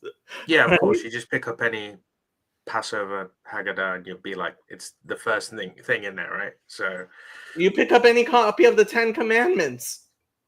you pick up like the Friday night Kiddush. yeah, It's like this is not a minor thing in Judaism. Right? Yeah, absolutely. And so that's what Father Stephen would say. I think I can agree with that because, well, whether they're real or not real, I mean, there is a theory that there was a subsect of Pharisees within the Pharisees who even the Pharisees didn't like. I've heard that before. Oh, okay. So what has to be made very clear, the word parush, right? Parushim, the Pharisees, it means the cut off. Yeah, and while it's preshut can be a good thing, right? Asceticism can be a good thing. It's actually the word parush, whenever it's used in the Mishnah or in the Talmud, I believe, like Yosef told me this. I haven't looked at everything. Like it's generally, it might always be used in a negative sense, right? Because it's like, oh, you think you're so holy, you're setting yourself off, and like one of the worst sins in Judaism is porash min hatzibur, is somebody who cuts himself off from the congregation, right? So the term itself, yeah, it means it's not inherently negative, but it has a negative connotation. Yeah. Yeah. I mean, I've heard various theories on the Jewish side, for instance, that the gospel is just one giant Agadah that is like trying to give a moral take. I don't think that goes because there is a historical basis, but I've heard many different interpretations. I don't know. I just don't think we have done enough excavations. We just need to. I don't know. I am the opposite of a Jesus mythicist. I think there were dozens of people who could be who are being described in the gospel. But do you think it's one specific guy or an amalgamation? I think there probably was one. There may have been a couple of people who were known as like, we know the name Jesus was common enough that it shows up multiple times in the Christian Bible, right? As referring to people other than Jesus. There's in Acts 5, right? It talks about Jesus the Galilean, and it's like, yeah, we're talking about Jesus the Galilean. No, not that Jesus the Galilean, right? Like, okay. So, I mean, at the very least, Jesus the Galilean was a real guy who, you know, I so I actually think the story of I think the story in the Talmud of Rabbi Yoshua ben Parachia having a student, which it would place it 100 years before. Oh, is this the one about being pushed away with two hands? Yes, Okay. Okay. I think that story, because it doesn't seem to be coming from a Christian, like there are stories which, like, it seems to me to be possibly independent, and it's early enough, it's in Hebrew, that I think it may be talking about an actual student whose name may have been Joshua, I don't know, right? And like I I think there's at least a couple of people whose stories, and look, I mean, even stories of the Baal Shem Tov, like Jews today tell stories. I'm not thinking of any particular story, but I know, like, people tell stories of the Chafetz Chaim, and then it ends up being, oh no, it was a story of Rabbi Kanievsky, right? Or Moshe Feinstein, and there are plenty of stories told of both of them, which, like, it may have happened to one of them, or it may have happened to a different rabbi. Yeah. You know, because the figure becomes more of like an archetype rather than an actual, like a historical thing, right? right? And it's like, yeah, the Chafetz Chaim was an actual person. Like, we have actual pictures. We have moving videos of the Chafetz Chaim. We have lots of pictures and videos of Rav Moshe Feinstein, right? Even though I don't think we have. I think the only audio recording we have is he was speaking in Yiddish, and Rabbi Soloveitchik, everything was in Yiddish when he spoke. But like, these are people we actually have, but like, even stories of the Lubavitcher Rebbe, who may be the most documented living person, like, and people were taking down everything he was doing, like in the 70s, 80s, and early 90s. Like, the Rebbe was being followed constantly by people who were writing down every last word he said, and there are still stories that people tell that nobody knows are they true or not. So it'd be interesting to see how that unfolds in the next couple of decades, but I mean, I have a question about this idea of, the stories, they don't necessarily happen, or they can be attributed to different Jesuses and stuff like that. In the Talmud, when you have, like, Hanotzri, and then maybe a couple of different types of Jesuses, do Orthodox Jews today see all of those stories as fitting into the archetype of who Jesus is, or do they think that those are actually different Jesuses that have got nothing to do with our Jesus? Okay, so everything that could possibly have referred to Jesus was censored out of the version of the Talmud that is the standard version of the Talmud. So even if you are somebody who's read through the entirety of the Talmud, anything that could vaguely refer to Jesus was censored out of it, and it like, you wouldn't necessarily see it. Now, modern day Talmuds, right, will have them in footnotes. Now, vast majority of Jews have not gone through the entirety of the Talmud, much less gone through the footnotes. And the footnotes are attempted reconstructions, right? But again, like, I don't, these were not heavily debated, or I haven't seen, like, Rashi commentaries on these things, right? And so these are not, like, vast majority of Jews, like even Orthodox Jews who study the Talmud, have almost no idea any of these verses, even, like, maybe they've heard of one or two, right? There's the famous one about Onkelos, but like when you read that one, like despite what most Christians think, it's actually kind of flattering to Jesus. It's as flattering as it can be. I mean, obviously, it's not amazing. I mean, and then again, your idea of but hell is last, different to our idea as well. So the ending of the story is, look how great Jesus is. Like that's what the Talmud says, right? Like that's what it says in a roundabout way. I mean, there's no, a lot of that's the words. I mean, no. I mean, it up. says that, but to get to that point, there's a lot of obviously to us, it's going to feel a bit rough to get to that point, right? Which is why people don't pull it out. But like, if you're a Jew who's like actually looking at it, right? Like, yeah, it calls him a sinner, right? It's not a huge deal for us. Yeah, but I guess for us, that's a big deal. I get it, but first of all, the vast majority of Jews haven't picked up a Talmud at all, right? True.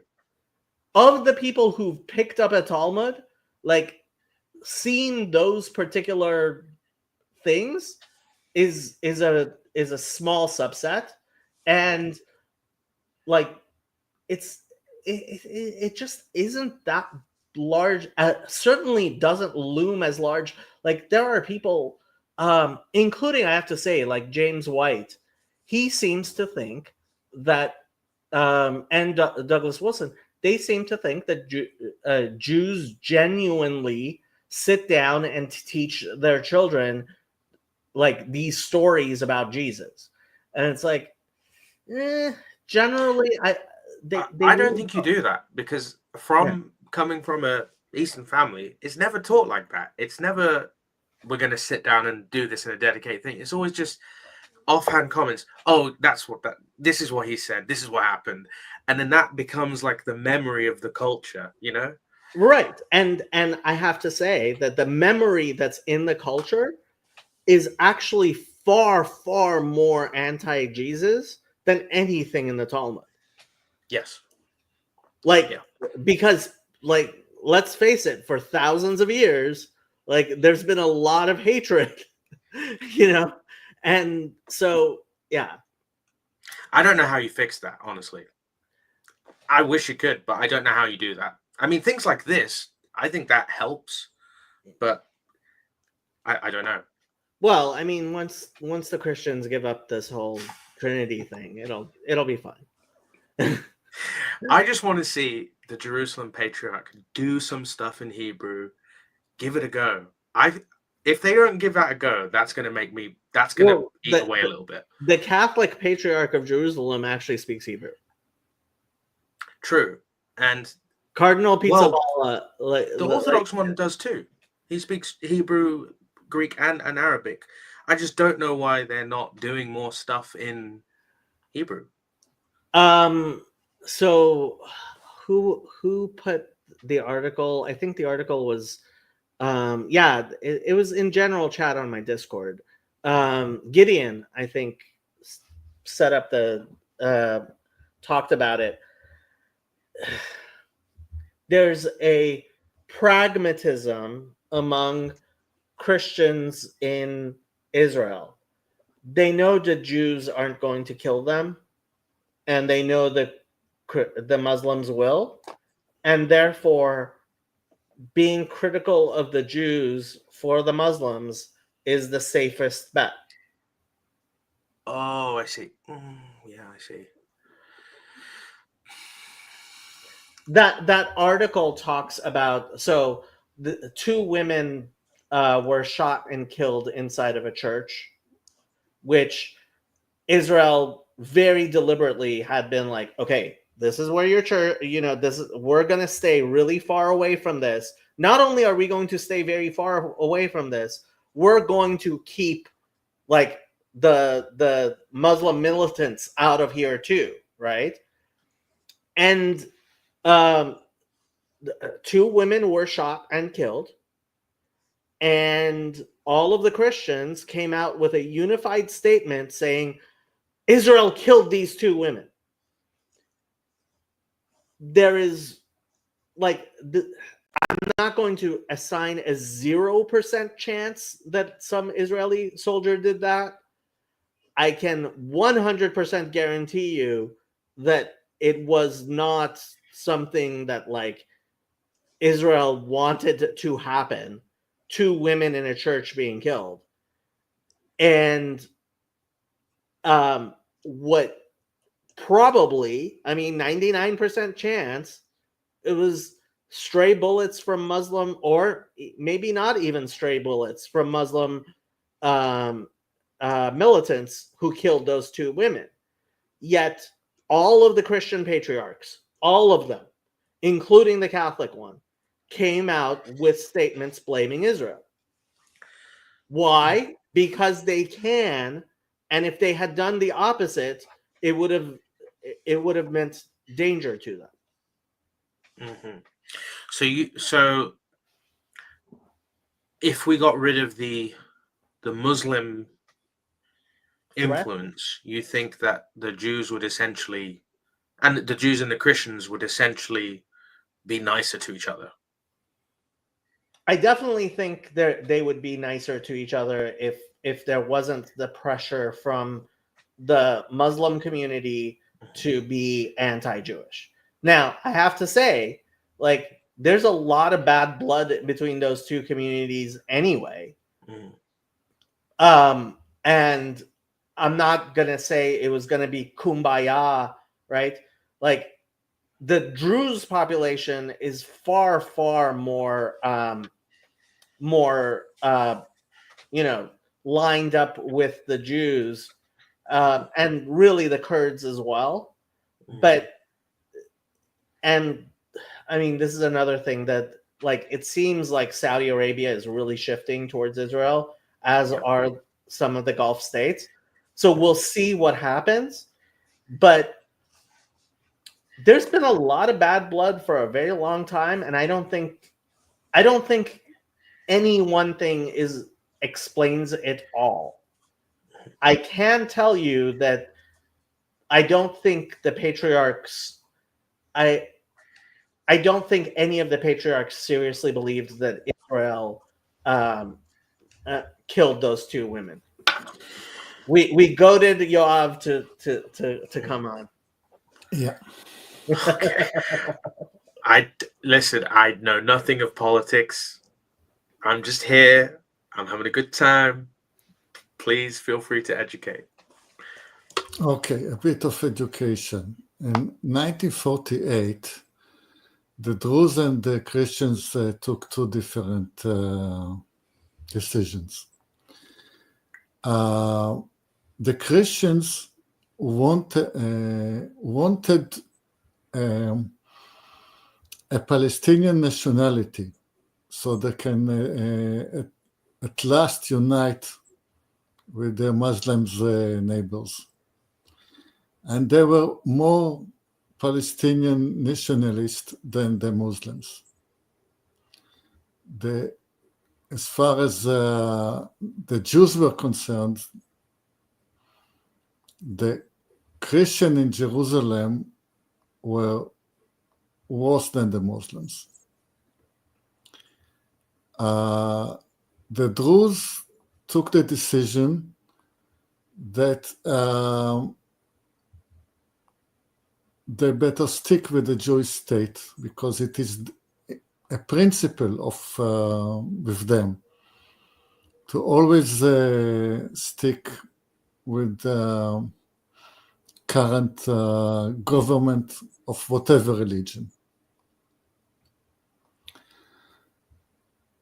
Sometimes the relationship between Jews and Christians were better in Nazareth and in Haifa. There are still Christians, Arabs living in Nazareth after so many years, and in Haifa.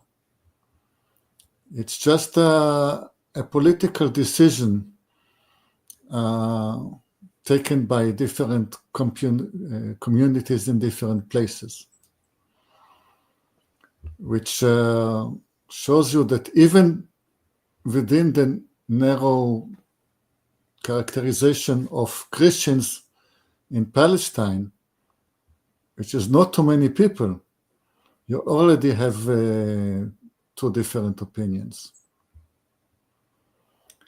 And now, going a little bit to current politics, since the Druze are, in fact, our brothers, and they have been fighting with us for so many decades, and since we are committed to save any Jew from any threat anywhere in the globe, then we are equally committed to save any Druze from threats, especially if they live close by in Syria. So when Israel is making a move into Syrian territory in the Golan, most people will interpret it as just another case of Israeli expansion,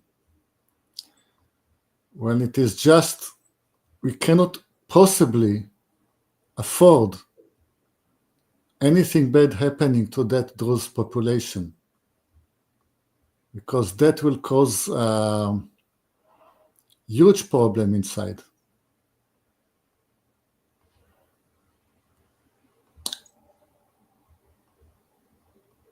Young God, it's now 1:00 a.m. and I'm waiting for your cool story. I cannot wait much longer. So I'm going to check out, and young God, you should come out and tell me your cool story. Yes. And I am going to shut this stream down in a little bit. So, yeah. Yon God, it's all Yon God the Bald is going to join us. Yon God, I have a question. Is your real name Jacob? Oh, hold on a second. I was holding on a second. Well, okay. Well, I wrote all that down. I'm not quite sure what that has to do with what we were talking about, but fair, Druze, okay. So this was an issue. It's one of the issues I'm trying to make sense of, which is what is going on in Syria and with the Druze population and the Christian population, and it's hard to know. Yon God.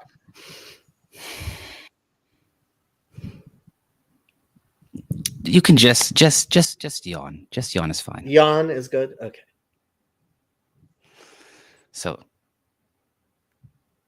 the bald head. Yes. This is all your fault, Jacob. You were having sex. And relax. And your girlfriend said, the only way we're going to have kids is if you shave your head. And you're like, Jacob told me we should have kids. Therefore, I'm going to shave my head. Is that what happened? That's funny, but I'm going to try to speak quietly because she's sleeping. And I'm going to try to say the story without interruption. And it has an interesting finish. Okay, it has an interesting end. And it explains the bald head. And it's very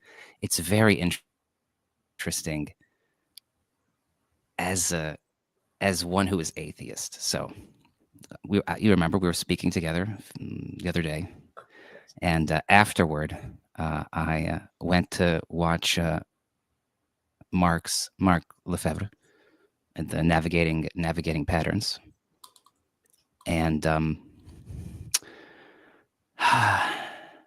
Mark, of course, is dyslexic, so he can't read the written word.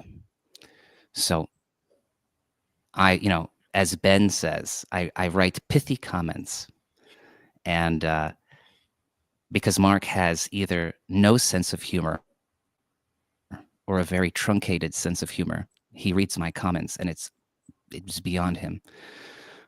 And at one point, Mark made a comment. Mark said something that I agreed with, which was that there are a limited number of ways a human can communicate.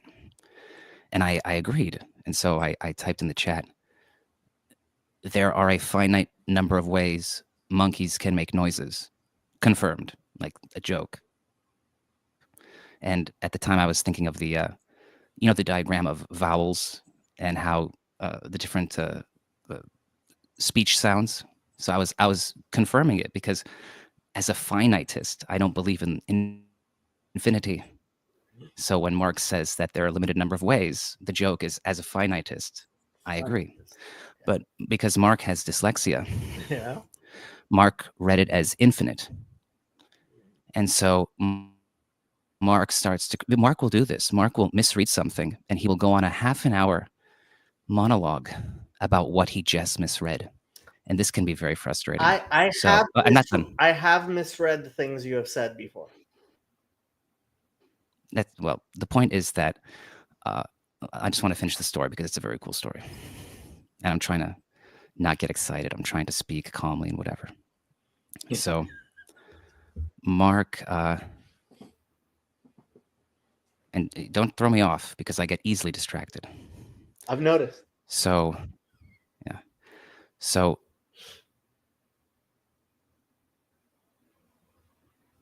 I start to, just in the chat, I got frustrated. There was something in me that snapped. And I was like, does it bother you that you misread these things and whatever? And he's dismissing and whatever. And he only reads the comments that don't affect his ego. And I got tired of it. So I went on his stream and I asked him if any of this bothers him. And of course, he says no and blah, blah, blah. And what really bothered me the most were the other persons on the stream who were just watching. And they did nothing. And this is supposed to be the Peterson sphere. And there was no Steele manning me. There was no Star manning. They just watched as Mark talked shit to me.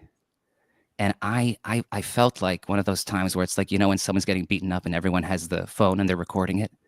And I was like, these persons are just watching this happen. They're just nothing. And of course they know each other for many years, I suppose. And there's a familiarity, and I'm just this lurker who stuck his head up, and Mark is smashing my head, and no one is wondering if this is wrong. These are Christians, supposedly. Maybe they're all atheists. Who cares? And so I had a mini existential crisis because it was I don't want to say emasculating, but there was something there which was like, this is wrong. Mark can't read and it doesn't bother him. So I leave the stream. And Mark comments about our conversation that we had. And Mark says that I am a video game thinker. I have notes. The term is, I live in a video game reality. Why did he say this? Mark said this because he was thinking, he said this. He said that apparently I was talking to you about aliens. And what would you do if aliens came to Earth, and what would you do? And what Mark didn't realize is that you were the one who brought that up. In fact, not only did you bring it up, before that, I prefaced it by saying talking about aliens is dangerous. Not only did I not have video game thinking, I wanted to nip in the bud this talk of aliens.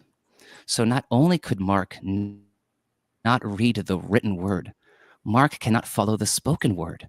This black pilled me to such a degree. And this black pill entered my red pill and black pill pharmacopoeia, the pharmacopoeia that I have.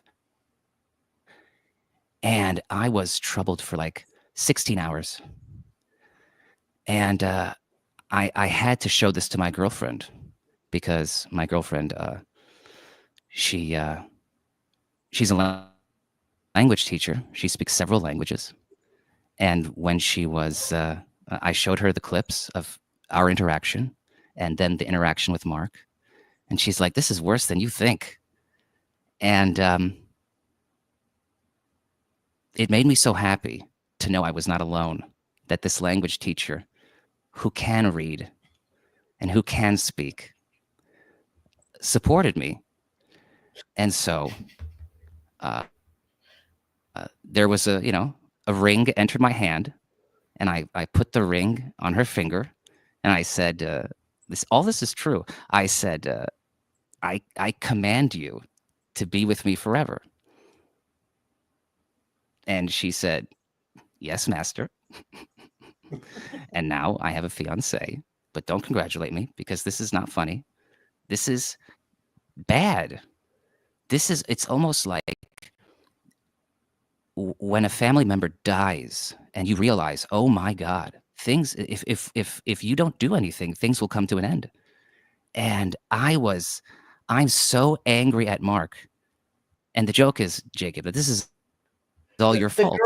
The because you girls started in the this. chat You are gushing. The girls in the chat are gushing. Oh, Jacob, I'm not done. Oh, Jacob, I'm not done. Okay. This is gonna be hard. This is gonna hit hard. I'm ready for this. This is why I have a shaved head. I have a shaved head to commemorate the moment. And I did it because it's an homage to another moment, which is many years ago when I met my girlfriend. 2 weeks, my girlfriend is atheist. 2 weeks into our relationship, my girlfriend shaved her head. My girlfriend doesn't know about the religious connotations of a newly married woman shaving her head. So for the first 2 years of our relationship, my girlfriend had a shaved head.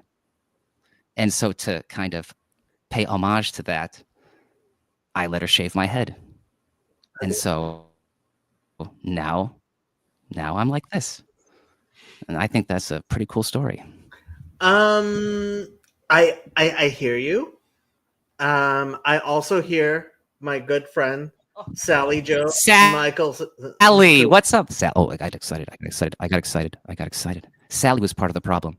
And I have no problem saying that, Sally. You were part of the problem, Sally. I'm not even looking at the comments right now. Sally is so first of all, I am incredibly happy for you. I'm just so happy for you. Like I'm like this is like I'm so happy for you. I really am.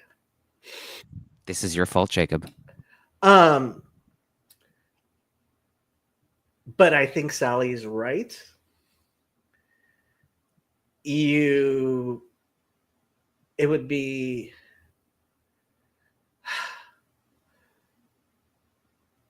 you could just let it be trickly sweet, but you can't. I'm gonna give. So now I'm done with Mark because I understand how Mark's mind works. I've seen into the abyss. I have very mean jokes to say, horrifically mean jokes that I will keep to myself because I'm a better person, because I'm a real troll. As Mark keeps letting everyone know that he's been on the internet for a long time. Guess what? I've been trolling for a long time. I can say horrifically evil things, but does that help the world? Yeah, Jan. Does that help Jan? Why can't you just let it be sweet, though? Why can't you just let it be sweet? Oh, what are you guys? Are you guys actually going to have a wedding ceremony? Let's relax. Let's calm down. Let's calm down. Baby steps. Okay. Baby steps. This just happened. I'm still mad. I'm still mad because what happened was so unfair. It was so mean. There was no compassion. There was just, hey, aren't you smart enough to know? Blah blah blah. Like, And then Mark constantly lied.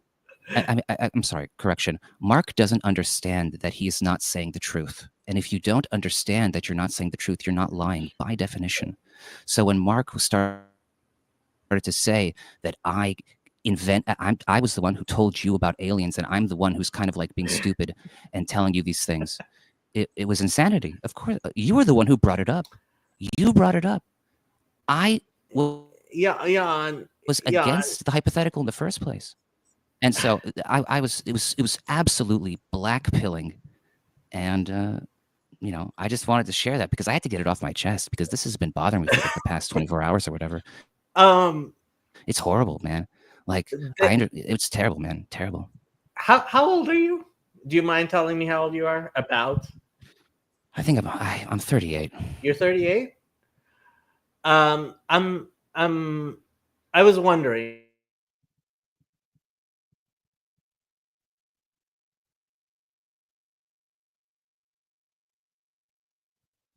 Me? I think we lost me. I think we lost me for. Well, I heard you say, I think we lost yourself. So you're here. You're here. Yeah. I don't think you're old enough to be completely poisoned by all the internet brain rot. I'm here for advice. I said my piece. My soul is now cleansed. My advice is, so you can tell me whatever. My advice is, like, Mark isn't everybody's cup of tea, and getting I felt so bad. I wrote a comment on PVK's thing. I was like, I suddenly understand what he has to deal with. Oh my God, the poor man, the poor man. Oh, wow. I mean, this was so educational. This weekend was so educational. And I have to thank you, Jacob, for it.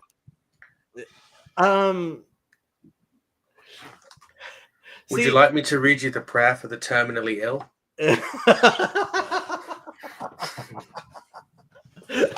Listen, I'm here to have fun now. Yes, but like, we can have an unironic celebration of you and your fiance getting hitched. We can, and like everybody should be happy for you. I'm happy for you, and we're happy for you in an unironic way. I'm sorry, I have to actually stop this because you're triggering me now. Because one of the things, no, I'm serious. One of the things Mark was saying constantly was that I was trying to make everything about myself. And I actually don't want to make it about myself. I know. Mark will just use this as fuel. This is madness. Like, I'm paranoid now regarding what this person will say, even though it doesn't matter. Yes, and you know it doesn't matter. Let's leave him aside. And let's make it about you for a minute. Okay, ask away. No, it's not. I mean, if you would like to tell us more, I would like to get to know you. I look forward to one day going out with and getting a beer with Jan God. That would make my day. And giving you a hug, even though that cartoon, Dre. That's not quite legal for people to actually give each other hugs. I would like to give you a hug, whether you like it or not. Because I'm genuinely happy, and I think we as a community should genuinely be happy that you decided to take this step, and that you decided to share it with us. Even if you needed to share it with us the way you do, because you're Jan God and we love you. I have more jokes, man. I have jokes. I know you have. You have all the jokes. He ruined my proposal because I had some. Listen. We're genuinely happy for you. We're laughing. Like, you know what I want to do? I want to pull up like those videos of the Hasidim dancing at weddings. You know the videos I'm talking about? You've seen the videos. And they're very sex segregated. They are. Yes, he did, and she said yes. Isn't that beautiful, Sherry? Relax, please, please stop. I don't No, see. I didn't we come are here not for going that. to I came here for stop. the Yeah. jokes. No, I Congratulations, came man. here for the jokes. we are not going Congratulations. to stop. We love you, and we love this for you. Congratulations, man. Yeah, unironically, unironically, just genuine. This is beautiful. Like Sherry means that. Do you guys do stag do's in America? What are stag do's? So every British man before he gets married has a giant holiday with his boys before he gets married, where he's just all bets are off. You can just do whatever you want. You know, Dre. I have such a great Bachelor joke for party? that, Dre. Okay, I have to show for the people who didn't get it, and there will be people who don't get it. Like, okay, so Jan God, and I'm just so happy he did this. Like, in his own way, is sharing something very deeply personal with us, and I'm so touched. I want to make a joke though. You can make as Because many Dre jokes as talked you about want, but it's this- not going to the change the stag fact party. that I'm actually crying. I'm so happy for you. You know, my girlfriend, she doesn't like when I come on these streams because she's afraid that I'm going to get my feelings hurt. And I told her that Jacob is different. I'm going to tell Jacob this story, and it's going to make his day. It made my day. And I'm right. You did. You made my It's week. your fault, Jacob. This is all your fault. You are the guy who provided that impetus to get the ball rolling, even though it was, incidental. Which is happy accidents. That's what makes the world fun. Happy accidents. Happy accidents do make the world fun. It was very funny to me that as we were talking, like we could, like every once in a while, your girlfriend would come through the screen, and I heard a few words that she said, including at the very end. She said, "Did he just?" And you turned it off, which I'm guessing she said, "Did he just say?" Right now, I have to tell you that what has happened to me on the internet is Oh, I love this. Stop. I'm glad that you showed that because my life is amazing. And guess what? The best part about it, this is so trigger warning. I'm going to say something a little bit extreme, but my girlfriend made a joke later because I made a comment about the proposal. Yeah. And she said, technically, you didn't propose, but okay, trigger warning. So she said, only a feminist faggot like you would propose on International Women's Day. And we both started laughing. It was so funny. So when Sally doesn't believe I have a very fun life, that's good because it shows that Sally. Comment. Yes. We have rules of engagement in this school. That is, you always says yes and. If somebody tells me in this school that there was this Jesus and so many things happened to him, I say, okay, yes. And what can I add on top of that? I can think about the story and find holes in the story, like where did those stones come from? But the purpose of my looking for those stones is not to disprove the story. Is to find another angle, because this is what I do in the Bible study all the time. I keep finding holes in the story and filling them up.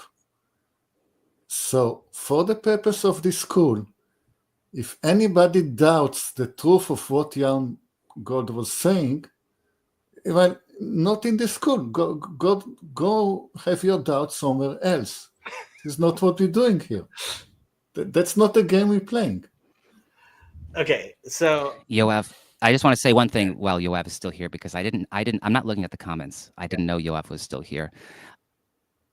I have a story regarding you, Yoav, and maybe one day I will say it during the. It's a great story. I'm already happily married. It's not about that, but it's Okay. it's about the Apollo. It was about the Apollo. Yes, I remember that. And David and the music. And I have a whole story. I have also a story for you, but I'll say it on one of the Bible studies eventually. One day. It's a fun story. Fine. So I'll say something about being taken for a ride. It's actually happened to me. How mean is Sally that she is such a doubter? I mean, what ye of little faith? These are Christians. She better be an atheist, because remember, I am atheist. I am. It's not about me mean. It's about not engaging in the rules of the game. Look. You're too logical, Yoav. You're too logical. I'm sorry. So this is the week of Purim. This is the week of Purim, and we have to talk about Amalek, which is the enemy of all this is the Amalek Saturday today. And we had Parshat Zachor, and what it says in the Bible is to remember what Amalek did to you. Asher karcha b'derech, right? Asher karcha b'derech. And we have two very good speakers of Hebrew here.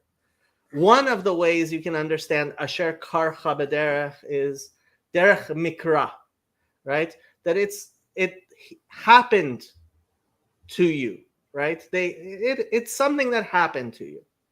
But there's another way you can understand it. The word kar means to make cold. Asher karcha b'derech, right? That made you cold.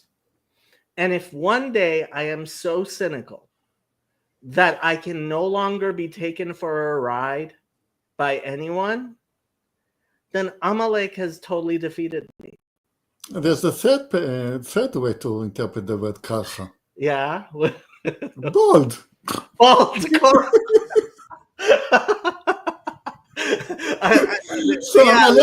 So the Bible said that Amalek is bold. Asher karcha b'derech. This is the sign of Amalek that we must exterminate. He's bold. Asher karcha b'derech. That's hilarious. So you know what? If you took me for a ride, you've been hanging around long enough that I'm willing to ride that ride for you. But I don't think you're taking me for a ride. I think, and I'm sorry that if this doesn't do you enough honor, but I think that you genuinely needed to tell us in your own way, because it's kind of hard in the world we live. What? Do you want me to be a pussy? Dude, I cried, man. I cried about this. And I even cried more because watch this that she doesn't believe. During this whole thing, our dog was sitting there just staring at us. And like the dog was a witness to the proposal. It was so magical. You have no idea. The dog was sitting there like a ring bearer, you know, the ring. It was like a fantasy. It was so amazing. And the fact that she doesn't believe makes me sad that other persons can't enjoy these things too in their own lives. It's unfair. So are we gonna get it? Are you gonna have a wedding? Are you gonna actually have a wedding ceremony? But you cannot say where, because then you're going to. It has to be secret wedding. I want to celebrate with you. I really do. I think we should have a celebration. Maybe we'll have a celebration. Would it be okay to have a celebration stream, Jan God? I need 10 seconds because my girlfriend just got up and I need to see what she needs. So just Okay, a sec. I will fill up for him for a few seconds. What's up? Apropos women, I'm sorry. we can hear you. We can hear They you. are so happy for me. Oh shit! I didn't realize this. Oh my. Okay, about Women's Day. You know, there is a war in the Ukraine, and there was a special military operation yesterday. There was this gas pipe, huge gas pipe, and the Russians bombed the station that was feeding the gas to the pipe. So the pipe began empty. And then they had soldiers crawling through the pipe, 12 kilometers of pipe. And the soldiers were crawling. I can get the dog and the ring if Sal Mute! wants to see it. Mute! My girlfriend is talking shit about Sally. My girlfriend is talking shit about Sally. This is awesome. Hold on, no, Life. hold on. I think his girlfriend wants to be on stream. If she wants to be on stream, she can be on stream. Yeah, but it's my turn to talk now. She does She not. does not want to be on She's stream? yelling at me. Is she listening to us? She is complaining that I'm too loud. And I Okay, started this so- by saying I want to be quiet, but I got Okay. excited. So now you mute yourself and I'm finishing my story. Okay. So the Russian soldiers were crawling. They were there for 2 days, crawling in the dark, 12 kilometers, being bent over, just to get to the battle where some of them are going to get killed. And then in the middle of the pipe, in the darkness, they stop, and they're filming themselves making selfie movies. And what do? They're sending best wishes to the sweethearts at home because it's Women's Day. And Women's Day is not International Women's Day. It is a holiday in Russia. It is the holiday of spring in Russia. And then in the middle of the dark pipe, going to war, they were saying best wishes to the sweethearts at home. Now, that is, in a way, heartwarming. We really live in a time when just it's being unironically sappy sweet is just illegal. It's just not allowed. And like I don't want to live in that world. I want there to be sappy sweet shit in my world. And this is beautiful. I said it was a cool story. It was a cool story. Now, like at the beginning, I was like sitting there. I was like, does he actually have beef with Mark? Like, that doesn't make sense. And then, like, as the story went on, I was like, oh, this is how he's telling us. And it was like, okay, I'll go with it. Because you're part of the community, and if that's how you're doing it, that's how you're doing it. But you can be sappy sweet with us. I'm being sappy sweet with you. I'm being sappy sweet with you. You are. I wouldn't do this on another channel. So this is all your fault, Jacob. Oh wow. Well, that's one of the nicest compliments anybody's ever given.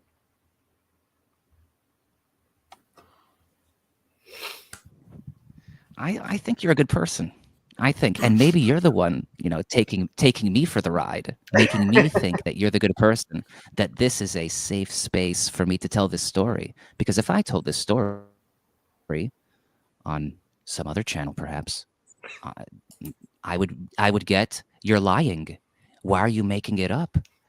This can't be so interesting. But, in my own head, in my delusion, I like the story of my life. And I thought it would be a cool story to share. And I have another one of these for Yoav later in the future. Okay. Yeah, and I wanted to say something about stuckness. There was a discussion on stuckness, and I had something to say, but I don't know if it's It's out The of context. tunicates. The tunicates. Yes. Did you get my point? I hope I do. Okay. But So I also I trust you do. Okay. so get other points. So yeah, there are other people here don't want to hear about those creatures. I barely listened to that stream. I didn't really hear much. I'm just so touched. I really am. thank you, Jacob. At least, you gave me a chance. You were the first person to give me a blue wrench. I never had a blue wrench before. I know a blue wrench is meaningless. It doesn't really matter. But you were the first one to give me a blue wrench, Jacob. And that was nice. That was nice. You know why I gave you a blue wrench? I gave it to you earlier than I I wanted to know give it to you. the line that I wrote. I gave I wrote a line. I wrote that I was. I'm sorry. Yeah. I gave you the blue wrench earlier because I was worried somebody would see your trolling and ban you from the channel. And I knew that if I give you a wrench, they couldn't ban you from the channel because you do high grade trolling. So you were like my guardian angel in the chat, man. Isn't that great? You're the boss man. I'm really great. I am. Yeah. You're getting married and it's all about me. No, not according to Paul van der Clay. We're all evil. We cannot lift ourselves. We're all doomed.